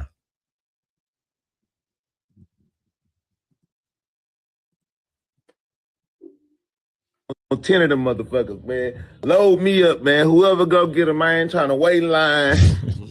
Yeah, man, I ain't trying to do all that waiting and bumping. Guess what? Fuck this stupid ass watch. You see this shit right here? I bought this dumb ass shit in COVID. I paid $200,000 for this stupid ass shit. And I don't even wear this shit no more. And I don't give a fuck about it. I got 3 other watches that I don't give a fuck about. Hey, guess what AP just did? AP just went and jumped down like motherfucker G-Shock and got their bread up like Reebok. But what a lot of people don't know because of ignorance, let me give y'all some education today. Because some of y'all don't even know why AP is really doing this. I know why. And you can look this up. It's public knowledge. AP just went through 2 different lawsuits that they tried to apply against companies, one overseas in Asia, one in America, to try to copyright the octagon shape on the top of APs. They tried to copyright the octagon shape, but it was ruled in trademark court, in international trademark court, and in the United States trademark court, that the octagon shape is too much of a general normal shape, and they did not add any specifics to the shape enough to where that they could trademark that shape and stop other brands from using that silhouette on watches. So what AP did to stop themselves from losing a huge percentage in business, which they already was losing because of the inflation of fake watches, and all of you fake motherfuckers run around with these fake APs, Chinese APs, aftermarket APs, fake diamond APs, and shit like that. There's so many fake APs floating around that they already seen the decrease in sales, and they knew that it was about to be an increase in an influx of more fake watches because they lost the lawsuit to stop and put a cease and desist on factories producing the octagon shaped watches. So on 10 of them motherfuckers, man, load me up, man. Whoever go. Yeah. Last question. A lot of people with the Rolexes, people, I've had jewelers forever. The jeweler that I'm rocking with now, he sells Rolexes, right? Box and papers. What does that mean to you? Can box and papers be fabricated? Yeah, they could. Papers? Well, definitely box. Yeah, definitely box. You know what I mean? But papers could be fabricated. They could. So how do but you? That's the only sure way is either you're going to go to a authorized dealer, right? Authorized Rolex dealer, or you're going to go once you buy the watch, you're going to go take it somewhere else to get it authenticated. Yo, bro, and I watched the video the other day where a dude had they had 2 Batmans, the Batman GMT, and they put them together. And one of the jeweler, he had to open up the back of the watch to figure out that it was Fugazi. He saw like little signs, but he couldn't really authenticate if the fake was fake. It was so fake, it was so good that even the fake was going to be over $1,000. You know what I mean? But it was a great watch. It was a great Fugazi. Going back to it, the movement. And Yes. like that, yeah. So it was a well-made watch. That's the but it just difference. wasn't Like if you go to Rolex watch. you remember like Canal Street used to have fake rollies and all that shit like that. Like they're not gonna take the time to put even an automatic movement in a watch. Okay. You know what I mean? They're gonna have a quartz movement. Okay. They're going like the dial is gonna be off. It's gonna be a lot of shit that's gonna be off. So you could tell a nigga Rolex. You can tell a nigga Rolex is fake from what? From like you could tell it would have to be obvious. It would have to be obvious. No, there's certain things that like we could be like all right. We were in the cigar spot last week. You could look at a nigga Rick's and tell they had a fake watch on. It would have to be certain shit that now. To me it might seem obvious, but to somebody else it might not seem obvious. All right. So what's obvious? First of all, like if somebody has a let's say a Rolex per se, if you have on a let's say a date dress with a Jubilee, the polish on the band is gonna be one thing. Also, a giveaway for a lot of Fugazi watches is the date, the Cyclops on the date. Okay, all right. It doesn't. It's supposed to be magnified to a certain point. Sometimes they overdo it or they underdo it. Also, the dial is going to be a giveaway where it's like it's not going to look. It's going to look goofy, a little goofy. You know what I mean? What, like big or like too like over? Sometimes a little bit too small. Actually, it's too small. Yeah, you know what I mean. Okay. So understated. Yeah, but they got some bro. They got some good. Said nigga watch is understated. So yeah. So there's a lot of shit, and then of course if you could see the movement, right. A lot of times you're not gonna, So you could watch nigga shit tick and be like, nah, that nigga wild. Yeah. So some fakes are that bad where it's like they would literally use a quartz movement. They're not even using an automatic movement. So you could hear a nigga watch fake.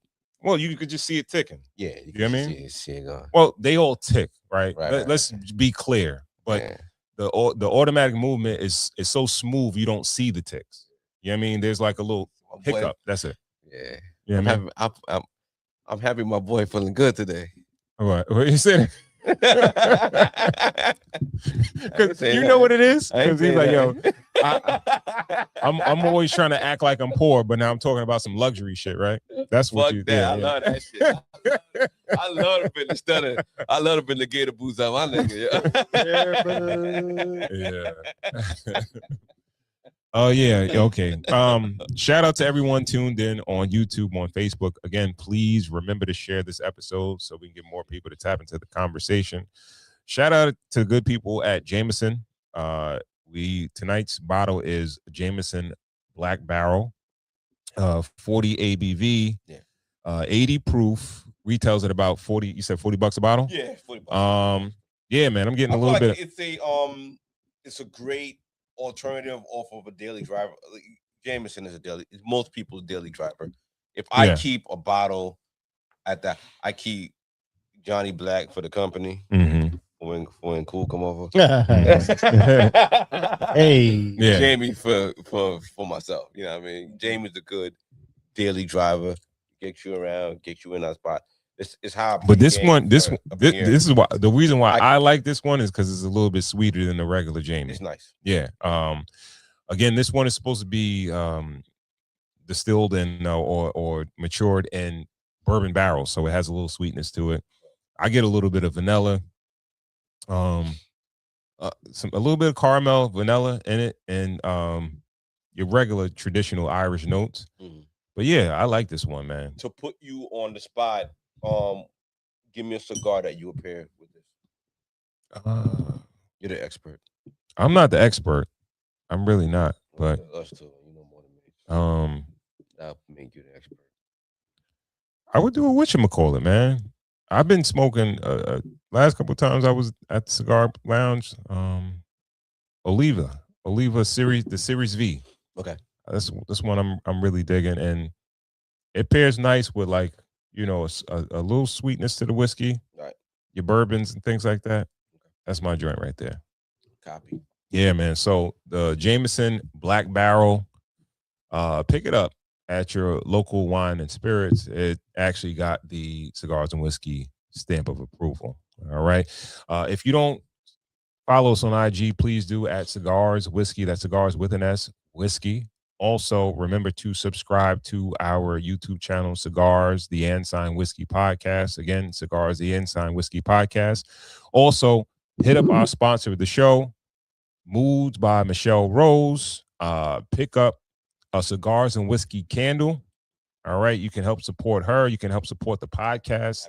Also, pick up some body butter. All the different products that she has. All right. MovesByMichelleRose.com. Check her out on Instagram and check out her Etsy page. Cool. What up, Let the people know where they can find you, man. Oh boy, cooluniversity.com. I got a pretty dope first try article. I kind of geared up with a good buddy of mine, goes by the name Nick Moody. He has a new EP out, Aren't We All? And I wrote my first article with a Q&A, question and answer involved within the article with some dope pictures to go along with it. I'm really proud of myself for, doing one of those. I see them done in all the big publications, and I always wanted to do one. So it's a cool story. Nick Moody, Aren't We All? Please, cooluniversity.com. Check it out. All right. And with that, we want to thank you guys for tuning in to another episode of the Cigars and Whiskey Podcast. We'll catch you on the next one. Peace. Peace.